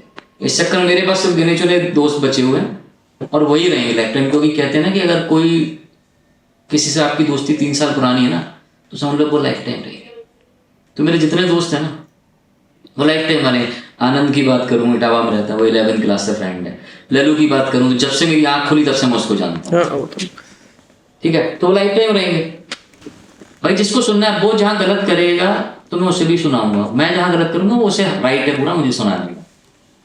तो स्ट्रेट फॉरवर्ड होने के लिटरली बताऊं तो नुकसान ही है, बट मैं अपना नेचर तो ये कभी बदलूंगा नहीं। जिसको मेरे साथ रहना हो रहे, ना रहना हो, चापलूस करने वाली दुनिया में बहुत सारे पड़े हैं भाई। जाओ, एक ना एक दिन तो मैं एहसास होगा कि भाई वो बंदा सही है या मैं सही। बहुत कम मिलते हैं ऐसे बंदे देखने के लिए जो स्ट्रेट बोलते हैं। और मैं तो बचपन से डायलॉग मारता हूँ कि मैं तो दुनिया के 1% लोग हूँ, इसलिए क्योंकि मेरी कुछ हरकतें ऐसी, मैं पहला मुंह पे बोलूंगा, जो है खुला बोल। मेरे ससुराल में लोग नाराज हो जाते हैं मेरे से, मैं मुंह पे बोल देता हूँ। मेरे घर वाले मेरे से नाराज हो जाते हैं, मेरे दोस्त नाराज हो जाते हैं, फिर मैं एक ही डायलॉग मारता हूँ। मेरी बुआ कहती है सांप कहना सुखी रहना, ये सांप को सुखी रहो। आज नाराज हो, देखो पता क्या है, सांप बोलने का एक फायदा भी है। आज तुमसे बोल दिया मैंने, 2 दिन तुम हो सकता है नाराज रहो, 3 दिन नाराज रहोगे, चौथे दिन तुम्हारा गुस्सा शांत हो जाएगा कि चलो बंदे ने मेरे मुंह पे ही बोला, अब मैं तुम्हारे पीठ पीछे बोलूं तो हो सकता है 2 महीने तक तुम्हें पता ना चले, पता जरूर चलेगा यार साला कपिल तो तुम्हारे वो तो बहुत बुरा लगता है उस चीज को। तो मैं तो सामने कैसा पीछे कैसा मीठा बना रहता है। और यही हुआ जिसका मैं बता रहा हूँ कि लाइव छुइए भाई, पीठ पीछे लोग तुम्हारे बारे में उल्टी सीधी बोल रहे हैं, वो जनता है। लोगों को ऐसे ही लोग चाहिए, लेकिन ऐसे लोग शॉर्ट टर्म के लिए, लॉन्ग टर्म के लिए भाई आपको रिलायबल बंदा चाहिए, ऐसा दोस्त चाहिए जो आपकी सिर्फ हंसी ना बांटे भाई, आपकी टेंशन भी अपने पास ले सके कि भाई तू टेंशन ना ले, मैं हूँ खड़ा हूँ तेरे साथ, तू बता तेरी लाइफ में क्या चल रहा है। और कहते ना बचपन में होता है ना कि कोई बेस्ट फ्रेंड है, तेरे एक काम कर, पिताजी ने जूते मारे ना, चल बियर पी के आते हैं, भाई दोस्त वो चाहिए। वही तो चाहिए। अबे ये क्या नहीं चाहिए अच्छा तुम्हारे पापा ने जूते मार दिए, मेरे पापा होते तो बताता कुछ भड़काने वाले। भड़काने वाले। अरे चल तू साथ में चल, बियर पीते हैं यार। अच्छा तेरा ब्रेकअप हो गया, चल कोई बात नहीं, बियर बियर पीते पीते हैं, दूसरी लड़की पटाएंगे। अरे तू वो तो कुछ भी नहीं थी भाई, तेरे लिए तो बहुत बनी है ये, मतलब पागल है वो, तेरे लायक ही नहीं थी। लायक ही नहीं थी। तू किन चक्करों में, मैं तो तुझसे बहुत दिन से कहना चाह रहा था तेरे लायक नहीं। भाई जब आप दुखी हो तब आपको ऐसी बातें चाहिए, और जब ठंडे हो जाओ तब समझाया था कि नहीं यार देख ऐसी ऐसी बात थी, अब आगे से सोच समझ के काम करो।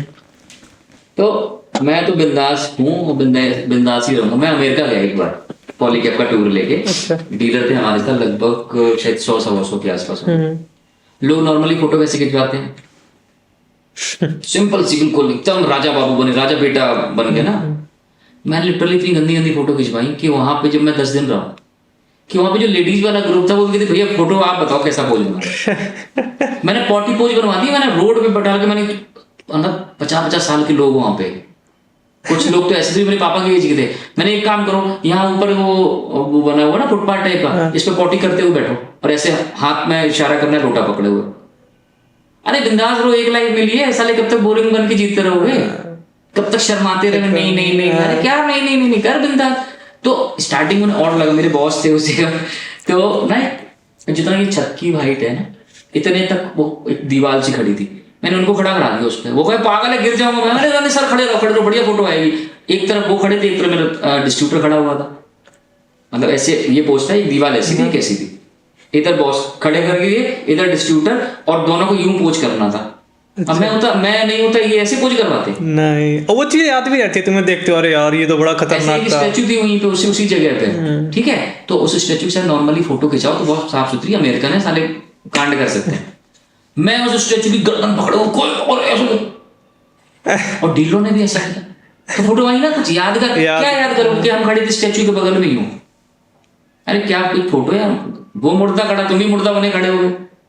भाई एक लाइफ मिली है, बिंदास रहो बिल्कुल, कल की टेंशन में। और ये दुनिया क्या कहेगी कि कुछ तो लोग कहेंगे, लोग तेल लगाए जाके लोग अच्छा करोगे तो भी गालियां देंगे, खराब करोगे तो गालियां मिलेंगे।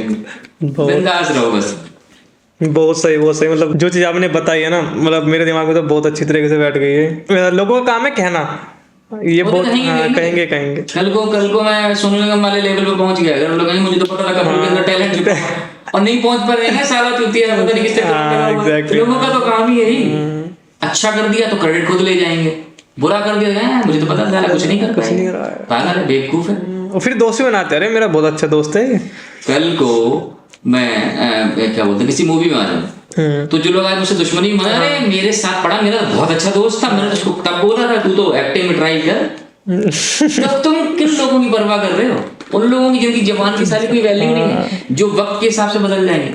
सांप को देखो, सांप अगर नीचे घूम रहा हो तो लोग डंडा लेके दौड़ भागते हैं उसको मारने के लिए, और नागपंचमी में सारा दूध पिला रहे होते हैं। शंकर जी की मूर्ति पे बैठा हो तो हाथ जोड़ के खड़े रहे। भैया तुम्हारी जो वो कहते हैं तुम्हारा स्थान क्या है उसके हिसाब से तुम्हारी वैल्यू है, तुम आज कहाँ पे हो, तुम्हारी औकात उसके हिसाब से है। लोग तुम्हें उससे जज करेंगे।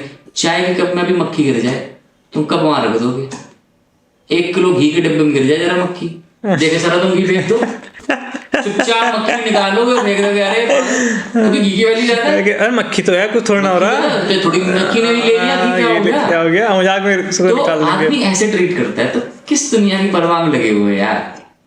दुनिया तो अपॉर्चुनिस्ट है, अपॉर्चुनिटी उसको जहां मिलती है वहां मौके को कहते हैं मौके का फायदा उठाते हैं। तुम तो भैया जो है वही बने रहो, अच्छे लोगों के पास बाद में सब अच्छा ही होता है, और सारे लोग अपने आप जुड़ जाते हैं जिन्हें जुड़ना होता है। और जो ना चाहिए चापलूसी वाले लोग, 150 करोड़ की आबादी है, करोड़ों चापलूस डले हुए हैं, कराओ चापलूसी। हमारे कंपनी में बंदा था, हमारे बॉस से कहता था अरे वाह सर क्या जूते पहने आपने, तो मैं कहता था चाट ले, तेरी नौकरी इसी पे चल रही है साले। अबे जूते क्या ही पहने जो यार, जैसे जूते उन्होंने पहने हो तो उतने ही अच्छे मैंने पहनना कि मेरी भी कर देता है, लेकिन नहीं कि साले वो चाट। तो चापलूसी से तो दुनिया भरी पड़ी हुई है, क्या फर्क पड़ता। अच्छा अभी आपने बात करी रिलेशनशिप, बंदे अकेले, रिलेशनशिप टूटती रहती है, रिश्तेदार आते हैं जाते हैं, मतलब लोग ना बातें अपने शेयर नहीं कर पाते। तो आजकल क्या हो रखा है ना, डेटिंग ऐप आ रखे हैं। डेटिंग ऐप पे क्या करते हैं बंदे, ढूंढते हैं कि यार किसी को मैं अपनी फीलिंग शेयर कर पाऊँ, किसी को मैं अपनी बातें बता पाऊँ। तो लोग मतलब उनसे तो जो उनके रियल फ्रेंड है, जो उनके सामने है, उनसे तो अट्रैक्ट नहीं हो पा रहे, उनको तो अपनी फीलिंग बता नहीं रहे, तो वो क्या करते हैं, डेटिंग एप्स वगैरह पे जाते हैं, वहाँ पर चीज़ों को देखने लगते हैं, लोगों को देखने लगते हैं कि हाँ भाई कोई मेरा फ्रेंड बने जिसको मैं शेयर कर पाऊँ। तो what you think about this जो ये डेटिंग ऐप है? अगर एक रिसर्च की बात माने तो इंडिया में जो यूथ है वो एवरेज 8 घंटे स्पेंड करता है सोशल मीडिया पे। 8 घंटे। जब आप 8 घंटे स्पेंड करोगे तो पूरी दुनिया कहाँ ढूंढोगे आप? सोशल मीडिया पे। रियल कैरेक्टर तो आपको दिख ही नहीं रहे। और डेटिंग ऐप क्या है कि ये हमारा कल्चर नहीं है। हमारा कल्चर इन द सेंस कि हमारे तो भीड़ बहुत है, 150 करोड़ की आबादी है, नंबर 1 पे आ रखा है तो, है ना। तो ये जो फॉरेन कंट्री है जहाँ पे लोग अकेले हैं एक्चुअल में, जहाँ उतनी पॉपुलेशन नहीं है, लोग उतना मिलते जुलते नहीं। इंडिया का तो कल्चर बहुत अच्छा है ना, तो मेल जुलाप में बहुत बिलीव करते हैं। एक्चुअल में डेटिंग ऐप बना था वहां के लिए, ठीक है। लेकिन हम इंडियन की एक खास आदत क्या होती है कि हम अच्छी चीज एडॉप्ट करें ना करें, हम खराब चीज बहुत जल्दी एडॉप्ट करते हैं।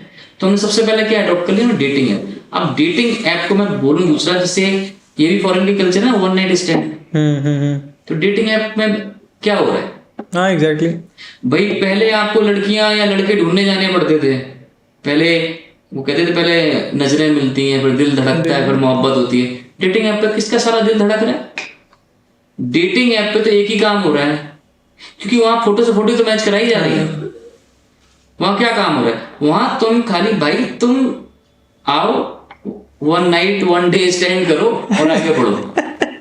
मतलब जो काम करने के लिए प्रैक्टिकली बोला जाए, बहुत से लोगों को बुरा लग जाएगा क्योंकि बहुत से लोग डेटिंग ऐप यूज करते हैं। जो काम करने के लिए ना पहले राजा महाराजा रकासाओं के पास जाया करते थे। रकासा मतलब तवाइफ जो होती हैं, ओके ठीक है। फिर है ना, क्योंकि जाना पड़ेगा, टाइम लगाना पड़ेगा, एक फिर भी टफ प्रोसीजर है ना, निकलना पड़ेगा। फिर आया ये वाला अपना योग, जहाँ पे लोग जीबी रोड या ऐसी जगह भी जाते हैं आराम से। अब और कंफर्टेबल फील कैसे कर दिया उन्होंने? अब नहीं साला कहीं नहीं जाना, हमें ऐप पे सब दिख जाएगा कौन इंटरेस्टेड है करने में, पैसा भी नहीं देना है, मजे भी पूरे लेने हैं, है ना। और फिर बाद में कहते हैं यार हमें सच्चा प्यार नहीं। सच्चा प्यार तुम कहाँ ढूंढ लो? डेटिंग है। अरे भाई तुम उस बंदे से मिले नहीं, तुमने उनको कभी देखा नहीं, तुम मैच कर रहे हो एक दूसरे से। किस बेस पे मैच कर रहे हो और क्या मैच कर रहे हो? क्या उस पर क्या मैच हो जाएगा?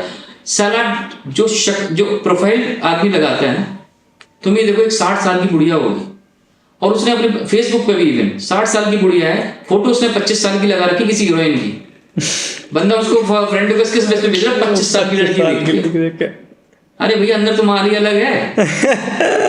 तो सेम डेटिंग ऐप पे फोटो लगा रखी ऋतिक रोशन की, अंदर उसमें साला भस्मासुर बैठा हुआ है। हाँ, तुम कहते हो मैं धोखा मिल गया। अरे किसके धोखा? धोखा तो तुम खुद ही तो आगे गए हो कुएं में कूदने के लिए। तो धोखा तो तुम एक वो कहते ना कि आदमी कहता कि पैर पे कुल्हाड़ी लगी, तुम तो कुल्हाड़ी पे पैर रख मत, तो तुम खुद ही तो जा रहे हो वहां पे कुएं में कूदने के लिए। तो भाई फिर तुम्हें धोखा ही मिलेगा और तुम्हें धोखा नहीं, एक्चुअली में तुम्हें प्यार चाहिए ही। आज के टाइम पे अगर मैं देखूं जो लोग डेटिंग ऐप पे है ना, एक तो होता है कि लाइफ में कुछ ऐसी ट्रेजेडी आ गई, जैसे फॉर एग्जाम्पल किसी का हस्बैंड एक्सपायर हो गया, ठीक है, किसी की वाइफ एक्सपायर हो गई, तो वो सोशली थोड़ा कनेक्ट नहीं हो पाते, है ना।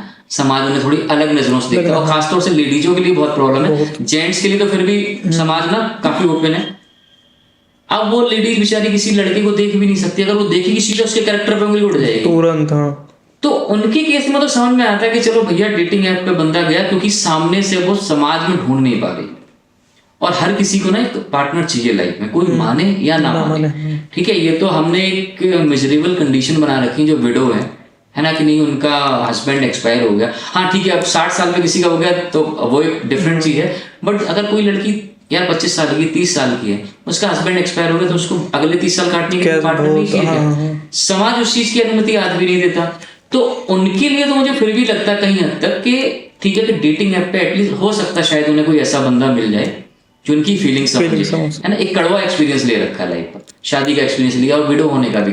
तो अगर वो आगे भी बढ़ेंगी ना डेटिंग ऐप के थ्रू ना, तो वो कदम कहते ना वो दूध का जला छाछ भी फूक तो वो बड़ा तरीके से आगे बढ़ेंगे, उनके फंसने के चांसेस थोड़े कम होते हैं। तो वो सोच समझ क्या करो। तो उनके केस में मुझे समझ में आता है कि ठीक है यार, कि समाज क्योंकि उन्हें अलाउ नहीं कर रहा, समाज और उनकी धज्जियां उड़ा देंगे अगर वो बाहर कहीं चक्कर रखकर चलाएंगे, तो ठीक है वो वहां से ढूंढ लेती। बट सारे जो अनमैरिड है, जिनका कुछ नहीं है, जो ढूंढ सकते हैं अपने अड़ोस पड़ोस रिश्तेदार में, लेकिन तुम्हें इसलिए नहीं मिल रहा क्योंकि तुम्हें प्यार नहीं चाहिए, तुम्हें दोस्त नहीं चाहिए, तुम्हें एक ऐसा ऑब्जेक्ट चाहिए जिसके साथ तुम अपनी सेक्सुअल डिजायर पूरी कर सको और बात रही, वो कहते हैं बात आगे बढ़ जाए। आपने अपना डिजायर को पूरी किया और उन्हें तुमसे लेना देना नहीं है, मतलब फंसने का कोई सीन भाई, कोई इमोशनल स्यापा नहीं है। तुमने सिंपल सा एक ऐप डाउनलोड कर लिया, ढूंढ लिया, अब देखो कंपैटिबिलिटी चेक कर ली और गए अपना एक फोकस क्लियर है।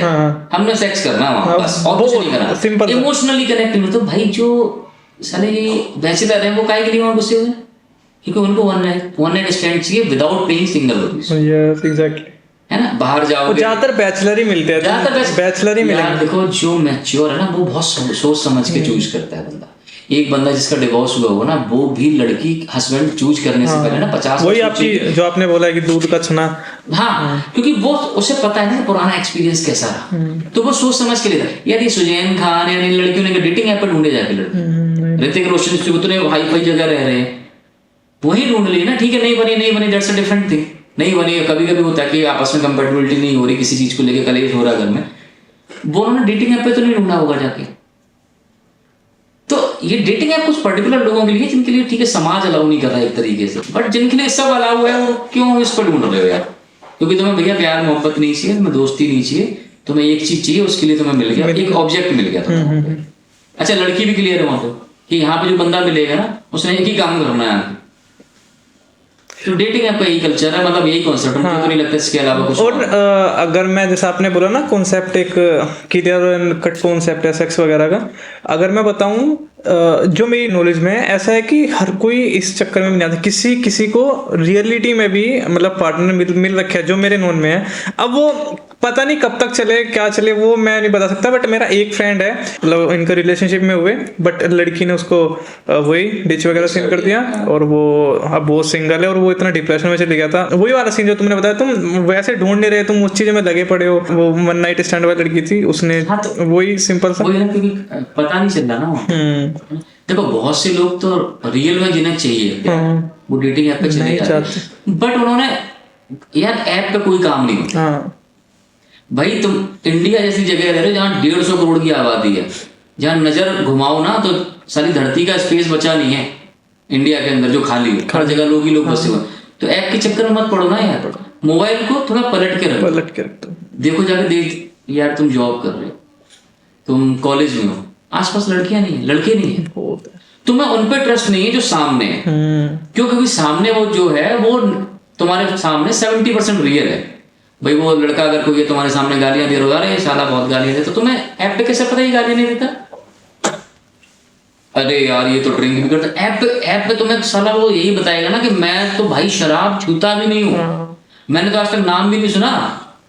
वहां पर रात में पता चलेगा कि रात को डेली वॉमिट करके आता है, वो भी 4 दोस्त छोड़ने आते हैं। तो अल्टीमेटली क्या है कि हम ना एक ना वो इमेजिनरी दुनिया में जीने लगे यार। हमें ना वहां से शाहरुख खान और काजोल वाला प्यार मिल जाएगा, फिल्मों वाला प्यार, 90s का प्यार मिल जाएगा।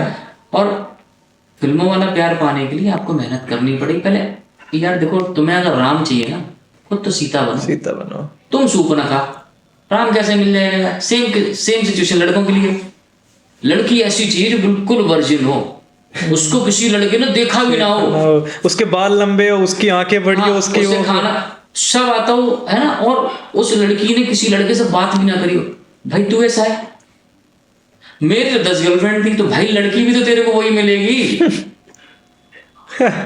भाई हम तो दूध से धुले हैं, सामने वाला बंदा में बिल्कुल एकदम पवित्र चाहिए, गंगा जल जैसा पवित्र चाहिए। तुम हो गंगा जल, तुम साले कीचड़ का वो पानी हो जिसमें कोई भी अपनी पोटी धुल के चला जा रहा है, तुम्हें गंगा जल का पानी जैसी लड़की चाहिए। तो प्रॉब्लम ये है कि हम उम्मीद भी गलत पाल लेते हैं। और सारा देखो रिलेशन में तो सारा काम ही उम्मीदों का है ना। आप किसी से उम्मीद ना करो, रिलेशन सबसे बड़ी। जहां उम्मीद करी 90% मान के चलो उम्मीद टूटेगी। 10% ही होता है तुम्हारी किस्मत अच्छी है कि तुम्हारी उम्मीद बची रहे। 90% तो उम्मीदें टूटती है, इसीलिए रिलेशन टूटते हैं।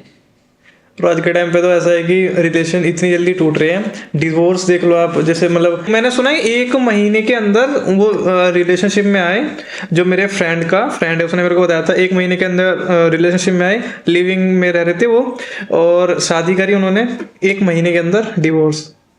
उसका भी एक बहुत बड़ा रीजन पता क्या है ये रिलेशन इतनी जल्दी क्यों टूट रहे? पहले लोगों पे ना ऑप्शंस नहीं होते थे। हाँ एग्जैक्टली। यार मेरे पास अगर 50 जोड़ी शर्ट है तो हो सकता है मैं एक शर्ट का नंबर आने में 50 दिन तो लगेंगे, क्योंकि मेरे 50 ऑप्शंस खड़े हुए। शर्ट ही एक है, वही पहनूंगा, धुल के पहनूंगा, कॉलर फट जाएगा, Exactly. कॉलर पलट के उसका सिलाई करके फिर पहनूंगा। जैसे मैंने अपना किस्सा सुनाया था 4th क्लास में, भाई मेरे तो ऑप्शन ही नहीं थे। लड़कियों से बात करने की तो हिम्मत नहीं होती थी, पता नहीं कब पेल दिया जाऊंगा। ठीक है, तो मैं एक ही को तो देखूंगा ना, 10 को देखूंगा तो एक भी नहीं मिलेगी, एक पे फोकस करूंगा एक तो मिलेगी। आज के टाइम पे क्या, सबके पास ऑप्शंस बहुत हैं। जब ऑप्शंस ज्यादा होते हैं ना, जिंदगी ना नरक होती है। अब मैं सोशल मीडिया बताऊँ, मैं सोशल जैसे इंस्टा पर बहुत एक्टिव रहता हूँ, ठीक है। लोग कहते हैं लड़कियां शरीफ होती हैं, है ना, लड़के बदमाश होते हैं, दोनों एक से। मेरे पास ना जाने कितनी लड़कियों के प्रपोजल इंस्टाग्राम पे आते हैं, और मैं उनसे एक ही क्वेश्चन कहता हूँ कि तुमने क्या देखा? खाली रील देख के तुम्हें मुझसे प्यार कैसे हो गया भाई? किस बेस पे? मैं जो रील में डायलॉग बोल रहा हूँ वो सिर्फ मोटिवेशनल डायलॉग्स हैं, रियलिटी नहीं है। और तुम्हें या तो तुम्हें डायलॉग से प्यार हो गया, और मेरे को भी जो देखा मैंने फिल्टर लगा के वीडियो लगाई हुई है, तो रियलिटी तो कुछ है ही नहीं है यार। तो वो जमाने चले गए कि खाली लड़के प्रपोज करता है और लड़कियां भी करती हैं। लेकिन अब क्या ऑप्शन, अब सोचो मैंने मना कर दिया, किसी और को देख लेगी ना, वही मैसेज ही तो डालना, ऐसे स्क्रॉल करो नीचे कोई और गया। अच्छा ये भी नहीं बना। ऑप्शंस बहुत है, इसलिए रिलेशन नहीं टिकते। पहले ऑप्शन ही नहीं होते थे हमारे पास। एग्जैक्टली, ऑप्शन ही नहीं थे, तो भैया रिलेशन टिकेंगे, क्योंकि तब आदमी लॉयल बन के रहता है। और आज के टाइम पे लॉयल्टी का शब्द ना बड़ा भारी हो गया, वो सिर्फ किताबों में रह गया। उम्मीदें रह गई है लॉयल कोई मिल जाए, है ना। और दूसरी चीज क्या है, हमें लॉयल तो चाहिए, खुद हम लॉयल नहीं होना चाहते। खुद हम हर दूसरी लड़की को देख रहे हैं, हम हर लड़की को ताड़ रहे हैं, और बीवी में ऐसी चाहिए जो साली हमारे अलावा किसी को देखा ना, गर्लफ्रेंड में ऐसी चाहिए। आजकल तो इतना, और मैं तुम लॉयल्टी से बताऊं, ट्रस्ट, देखो कोई भी रिलेशन ना ट्रस्ट पे चलता है। मैं हैवेल्स पता है इसी से रिलेशन को कनेक्ट करूंगा। मैं हैवेल्स में क्या हुआ एक बार कि जो मेरे सीनियर के सीनियर थे, तो उन्होंने बोला मेरे सीनियर को, उनका नाम है लाडले हसन खान, लाडले हसन खान, वो मेरे आदर्श मान लो सेल्स की लाइफ में, क्योंकि वो इकलौते एक ऐसे बंदे मिले जो बहुत स्ट्रेट फॉरवर्ड बात करते हैं, डिप्लोमेटिक नहीं है, बहुत ऑनेस्टी से काम करते हैं, है ना, लड़ जाते हैं, जहां वो गलत नहीं है तो लड़ जाएंगे। अच्छा। तो मेरे बॉस के बॉस ने उनको बोला एक बार, और मैं शायद 7-8 महीने हुए तो मुझे हैवेल्स ज्वाइन करे हुए, यार हसन एक काम कर, तू ना इन लड़कों की पॉलिसिंग किया कर, पॉलिसिंग मतलब ट्रैकिंग किया कर कि लड़के कहाँ जा रहे हैं, क्या कर रहे हैं। तो हसन सर का ये डायलॉग था कि मुझे अपनी टीम पे ना पूरा भरोसा है, मुझे ना उनका ट्रैकिंग करने की जरूरत नहीं है, ठीक है, और जब इन्होंने बदमाशी करनी होगी तो ट्रैकिंग के बाद ही बदमाशी करेंगे। ये हो गया कॉर्पोरेट कल्चर। तब उन्होंने टाल दी ये बातें। आज के टाइम पे ज्यादातर कंपनियों में जीपीएस लगा दिया एम्प्लॉय के मोबाइल में, कहाँ जा रहे हैं, जिन्होंने बदतमीजी करनी वो कर ही देते। सेम चीज आ गई आज के टाइम पे रिलेशन में, कि भाई तेरी बीवी कहाँ जा रही, तूने जीपीएस लगा रखा है अपने मोबाइल में, तू ट्रैक करता है कि बीवी कैब से गई तो कहाँ कहाँ तक गई। बीवी ने ट्रैकर लगा रखा है हस्बैंड में, गर्लफ्रेंड बॉयफ्रेंड को ट्रैक कर रही, और बॉयफ्रेंड गर्लफ्रेंड को ट्रैक कर रहा है। भाई ट्रैकिंग से कितने दिन रिलेशन चला लोगे? इसका मतलब तुम्हें ट्रस्ट नहीं है। ट्रैक कर रहे हैं ना, ट्रस्ट नहीं है। देखो अगर डिच करना होगा ना तो हस्बैंड और वाइफ, ये मतलब इंसानों का बिहेवियर बदलता है। आप उससे 1 महीने 2 महीने 3 महीने 6 महीने में पता चल ही जाता है डिच कर रहा है आपको यार। तो लोग आज के टाइम पे रिलेशनशिप में, मैंने कितने लड़के लड़कियों को जानता हूँ जो ट्रैक करते हैं एक दूसरे को कि भाई कहाँ है। अगर आप आज के टाइम पे इंस्टाग्राम का पासवर्ड शेयर ना करो, इट मीन्स आप लॉयल नहीं हो अपनी गर्लफ्रेंड के लिए, आप लॉयल नहीं हो अपने बॉयफ्रेंड के लिए, क्योंकि ट्रस्ट है ही नहीं है। और ऐसे आप कितने दिन रिलेशन चला लोगे? आपकी गाड़ी कहाँ मुड़ गई है आपका बॉयफ्रेंड आपकी गर्लफ्रेंड ट्रैक कर रही होती है। अच्छा तुम तो मोती नगर गए थे, हाँ तुम साला ये साउथ एक्स में क्या कर रहे हो? व्हाट इज दिस नॉनसेंस यार। देखो रिश्ते ना वो एक रेत की तरीके से होते हैं। तुम रेत को ना तुम यूं मुट्ठी बांध के तेज पकड़ लो, वो इधर उधर से निकल जाएगी। यूं कर दो तब भी फैल जाएगी। तरीका ये होता है, ये रखो आजादी भी दो और बंधन उतना रखो कि बंदा कहते कंफर्ट होकर आपके साथ जुड़ा रहे। रेत इसमें रखिए वो कहीं नहीं जाएगी। वो अंडरस्टैंडिंग है ना, वो चीज जितना तो भी उतनी आजादी तो दो कि बंदा सांस ले सके। कुछ दिनों बाद क्या है, आप ट्रैकिंग कर रहे हो, कुछ दिनों बाद साली घुटन होने लगी, बंदा छोड़ के अपने आप भाग जाएगा। कब तक टिकेगा भाई? आप सोने के पिंजड़े में भी आपको बंद कर दिया जाए और सारी व्यवस्थाएं कर दी जाए उसमें, कितने दिन अच्छा लगे? हो सकता है 2 दिन बहुत अच्छा लगे, तीसरे दिन आप कहोगे साला ये पिंजड़े से बाहर करो मेरे को, मैं तो घुटन हो रही है, तो मर जाऊंगा, डिप्रेशन में चला जाऊंगा। तो रिलेशनशिप में आजकल यही चल रहा है कि हमें बांध के रखना। अरे बांधने से साला कोई बंधा है क्या? फ्री छोड़ो। तुम्हारे पास तुम्हारे साथ लॉयल रहना होगा तो फ्री होके भी रहेगा। मैं इस पे भी अपने दोस्त का एक किस्सा बताऊं। मेरा दोस्त था तो उसके बाप ये कहते थे पिताजी कि अरे मेरा बेटा तो बहुत सीधा और कपिल बहुत बदतमीज है। बदतमीज क्यों? मेरी बचपन से ना फ्रेंड्स बहुत रही। मैं अपने मोहल्ले में भी ना लल्लू के घर के बाहर बैठ के मेरी कोई फ्रेंड निकलती तो मैं वहीं बैठ जाता था। उन्हें भी बोला तो मोहल्ले में फिर मेरी मम्मी के पास कंप्लेन पहुंचती थी तुम्हारा लड़का तो लड़कियों से बात कर रहा। मम्मी पूछती थी कौन थी? मैंने मम्मी फ्रेंड थी। तो मम्मी कहती चलो ठीक। मेरे घर का माहौल थोड़ा फ्रेंकली था। वो माँ कहते चलो ठीक है ठीक है। मेरे एक दोस्त के पिताजी कहते थे कि मेरा लड़का बहुत शरीफ है, कपिल के साथ रह के बिगड़ गया। बाद में पता चले जब हमारी और उसकी दुश्मनी होगी लौंडे की, पता चला उस लौंडे की 3 गर्लफ्रेंड है। मेरे साथ रह के बिगड़ गया साला, मेरी टाइम में एक भी गर्लफ्रेंड ना बन पाई, उसकी 3 गर्लफ्रेंड थी और बिगाड़ा मैंने उसको। ऐसा कैसे मैंने बिगाड़ा? मेरी कोई गर्लफ्रेंड ना बनी, उसकी 3 बन गई।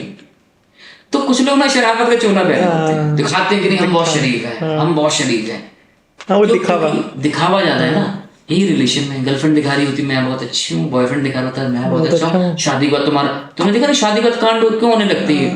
देखो ना, पहले तुम मेरे से 6 घंटे बात करते थे, अब क्यों नहीं करते? भाई पहले दिखावा कर रहा था, पहले तू मेरे से दूर होती थी। एक लॉजिक भी होता है भाई, पहले तू दूर थी, अब तू 24 घंटे मेरे साथ घर पे रह रही है। अब तो मेरी है, मेरे को पता चल गया अब तो मेरी है, मैं तेरे साथ मेरे साथ रह रही है तो मैं 6 घंटे कैसे बात करूं? है ना। लेकिन दूसरे का तो बहुत फेक कमिटमेंट होता है ना। पहले तो वो राम बन के दिखा रहा होता है, लड़की भी दिखा रहा होती है सीता बन के। शादी का पता चलता है ये भस्म हो रही है, सूप ना खाए। यस तो रायता तो फैलेंगे, रायता फैल जाता है। शादी से पहले कहते और जानू खाना खा लिया, मेरे बाबू ने खाना खा। और शादी के बाद खाना खा रहे नहीं खा रहे। अगर लड़की धोखे से बोलती नहीं थी ये दाल में नमक कम है ज्यादा है, थाली उठा लेती है, खाना नहीं खा, ये डली थाली। तो भाई पहले तुम दिखावा कर रहे थे, रियलिटी तो शादी के बाद लोग कहते शादी के बाद हस्बैंड वाइफ में बहुत लड़ाई हुई, क्योंकि रियल लाइफ वही है। रियल लाइफ हुई। शादी से पहले तुम मिले ही यार 1 घंटे के लिए, तो 1 घंटे में अच्छी बातें करो, खराब बातें कौन करता है 1 घंटे में? 24 घंटे तक उसी छत के नीचे रहना है, तो अच्छी बातें भी तुम्ही से होंगी, बुरी भी। तो और एक चीज बताऊं, जिन हस्बैंड वाइफ में लड़ाइयां नहीं होती ना, बच्चा समझ लो प्यार ही नहीं है। ऐसे कैसे हो सकता है? 2 बंदे, दोनों का नेचर अलग हो भी होगा और लड़ाई ना हो रही, कभी तो लड़ाई होगी लड़ाई हो रही, इसका मतलब सारा प्यार नहीं करते एक दूसरे से। अच्छा, सिंपल सा फंडा है। मैं अपने दोस्त से तभी लड़ूंगा प्यार करता हूँ। कोई तो बात बुरी लगेगी, कुछ बात तो ऐसी होगी जो मेरे हिसाब से नहीं कर रहा होगा। जैसे मैं कहूँ चल आज बियर पीने चलो गया, मैं नहीं पीऊँ तो साला पर गालियां भी दूंगा। तो भाई दोस्ती तो ही करूंगा। हस्बैंड वाइफ अगर बहुत अच्छे बहुत स्वीट से है ना, तुम देखना अगर उनकी कभी जिंदगी में लड़ाई ना हुई हो ना, तो तुम देखना ऐसा उठा के कि बीवी का बॉयफ्रेंड दूसरा होगा और लड़के की गर्लफ्रेंड दूसरी होगी। लड़ ही नहीं रहे, उन्हें उम्मीद ही नहीं है एक दूसरे से, क्योंकि वो तो अपना बाहर खाना पूर्ति करने में लगे हुए। कभी कभी ना घर में कलेश बहुत जरूरी है, इससे पता चलता है घर में लोग जिंदा है। लड़ना भी जरूरी है। अगर मोहब्बत है तो लड़ाई भी होगी। अनारकली और सलीम का किस्सा देखो, ये तो बहुत फेमस रहा ना। तो अनारकली और सलीम में कभी लड़ाई नहीं हुई, खूब सारी पहले दंगे खिंची उनमें आपस में, बाद में जाके मोहब्बत का इजहार हुआ, ये सब हुआ। या मेरी जो भी गर्लफ्रेंड रही तो लड़ाइयाँ भी खूब जम के, लड़ाई तो होती है। कैसे लड़ाई नहीं होगी? प्यार तुमसे करो तो पड़ोसन से भाभी से लड़ूंगा जाके क्या कि तुमने मेरी चड्डी नहीं धुली? तो चाहे छोटी लड़ाई है बड़ी लड़ाई है, और नॉर्मली छोटी छोटी लड़ाइयाँ होती हैं जिनको हम बढ़ा लेते हैं, है ना। जब हम समझना नहीं चाहते, जब हम सुनना नहीं चाहते, तो तेरे को बोला था यहाँ पर ये चीज करियो, तू पता नहीं क्या कर रही है, वो कर रही, तेरा ध्यान में। 2 बंदों की शादी, दोनों का नेचर अलग ही होगा, है ना। और थोड़ा ही एक दूसरे के हिसाब से बदल सकते हो। अल्टीमेटली देखो आपको मैनेज ही करना है। या तो हंस के मैनेज कर लो या साला रो के मैनेज कर लो। अब जैसे बहुत सी मेरे अंदर गंदी आदतें हैं, बहुत सी गंदी आदतें मेरी वाइफ के अंदर भी हैं, तो कुछ आदतें मैंने सीख ली खराब वाली। कहती तुम पहले तो ऐसा नहीं करते थे, अब तुम भी ये ऐसा करने लगे हो। तो मैंने कहा देखो जैसी संगत में हूँ वैसा सीख लिया। मैंने कहा तुम तो सुधरोगी नहीं तो मैं ही तरीका ये होता है, या तो वो कहते हैं ना, या तो तुम सामने वाले को अपने ऐसा बना लो या खुद उसके ढलना पड़ता है, वो जो बोलते हैं ना कि या खुद उसके जैसे बनो। तीसरा कोई ऑप्शन नहीं। तीसरे या तो फिर युद्ध करते रहो, युद्ध का तो कोई यार वो है ही नहीं। तो ये सर मेरी तो शादी नहीं हो रखी, मेरे को तो पता नहीं है। तो शादी होगी तो पता चलेगा कि रायता पहनना किसको बोलते हैं। सुनता हूँ बस, मैंने सुना बहुत लोग, मैंने समझ नहीं आता क्यों, मतलब देखो हर कोई बोलता है कि अरे अभी तो शादी होने नहीं है। खैर ये तो खैर मजाक की बात होती है। मैं बताऊँ, शादी में जरा वो कहते हैं ना कि शादी ना बिजली के तार है, सही कनेक्शन तो उजाला ही उजाला, गलत कनेक्शन तो लास्ट है ना। ज्यादातर क्या होता है ना कि हम एक तो अरेंज मैरिज करा देते हैं, है ना, अरेंज मैरिज करा देते हैं। ना लड़का लड़की के बारे में कुछ जान रहा होता है, ना लड़की लड़के के बारे में जान रहा होता है। अरेंज का मतलब ही क्या होता है, आपने चीजें अरेंज कर दी। और बहुत से कपल ऐसे हैं कि जो 40 साल से साथ में होंगे और शायद उनमें प्यार है, वो एक दूसरे की रेस्पेक्ट बहुत कर रहे होंगे और वो प्यार नहीं कर रहे। तो मेरा तो ये मानना है कि यार शादी तब करो जब एक दूसरे से मोहब्बत, या फिर कहते ना कि देखो या तो शादी उससे करो जिससे तुम्हें मोहब्बत हो, या फिर जिससे शादी कर लो उससे मोहब्बत कर लो। कि भाई अब तो शादी होगी मोहब्बत कर लो, दो ही तरीके। आप सोचो कि जिससे शादी कर ली उससे भी मोहब्बत नहीं करूंगा, और जिससे तुम मोहब्बत करते हो उससे भी शादी नहीं हुई, तो फिर रायता ही फैलेगा। तो बेटर यही जिससे भी शादी हो, कहते जो तुम्हारे पास है उससे मोहब्बत कर लो, या जो तुम पाना चाहते हो उसे हासिल कर लो। काफ़ी अच्छा लगा आपसे जितनी बातें हैं ना, मतलब मेरे को तो काफ़ी हिट करी है सारी बातें। आई होप आप सबको भी मजा आया होगा, और मजा आया ही होगा इसलिए हम सेकंड पार्ट बना रहे हैं। कुछ लोग गालियां भी देते हैं डेटिंग ऐप वाले बात पे, क्या बोलते हैं आज के टाइम में डेटिंग ऐप बहुत सारे लोग कुछ मेरे दोस्त भी गालियां देंगे जिनके बारे में मैंने बोला, कुछ पोल खोली वो भी गालियां देंगे, है ना। तो ठीक है, गालियां देते रहो, गाली दे रहे हो इसका मतलब काम सही से हो रहा है। अगर गालियां देना बंद हो जाए तो समझ लो कुछ दाल में गड़बड़ है, दाल में काला है। कहते ना शरीफ आदमी हो, अरे इसकी तो कोई बुराई नहीं करता भाई, अच्छा इंसान ही नहीं है, इसकी बुराई नहीं कर रहा कोई। बुराई हो रही है बंदे में, कोई बात है इसलिए बुराई। हाँ वही बात है यार, मुर्दों की वही मरने के बाद सिर्फ तारीफें होती हैं, भाई साहब बहुत बढ़िया आदमी था, मेरा तो इतनी हेल्प करता था। साले जीते जीते तूने कभी कही नहीं ये बात। तो जो कहते ना तारीफें तो मरने के बाद ही सुनने हैं, ज्यादा तो बुराई मिलती है। तो इसलिए बुराइयों से घबराओ मत, जो बुराई कर रहा है उसको प्रणाम करो कि बढ़िया यार तू बता रहा है कि मैं क्या हूं और मुझे क्या और करना चाहिए। और लाइफ है, बिंदास जियो, किसी के और के चक्कर में सारी लाइफ ना स्पॉइल करो कि लोग क्या कहने वाले हैं, क्या करने वाले हैं। और जैसे हो ना वैसे है ना। एक गाना था, दिल को देखो चेहरा न देखो, चेहरे ने लाखों को लूटा, दिल सच्चा और चेहरा झूठा। हालांकि ये डायलॉग जस्ट अपोजिट है, दिल झूठा है चेहरा सच्चा है। मैं चेहरे पे दिखा रहा था अरे मैं तो तुझे बड़ा प्यार करता हूँ, अंदर सारे तेरे तो कब मैं तेरे को निपटा दूं। तो जो अंदर हो वो बाहर हो, जो अपने हो वो चल के वापस आएंगे, एग्जैक्टली। और जो अपने नहीं है वो चले गए तो उनका गम ही क्यों। चलो जी, बाय सर, ध्यान रखो सारे लोग। और मेरी वीडियो को शेयर कर देना, लाइक कर देना और चैनल को भी सब्सक्राइब करना। Okay bye bye.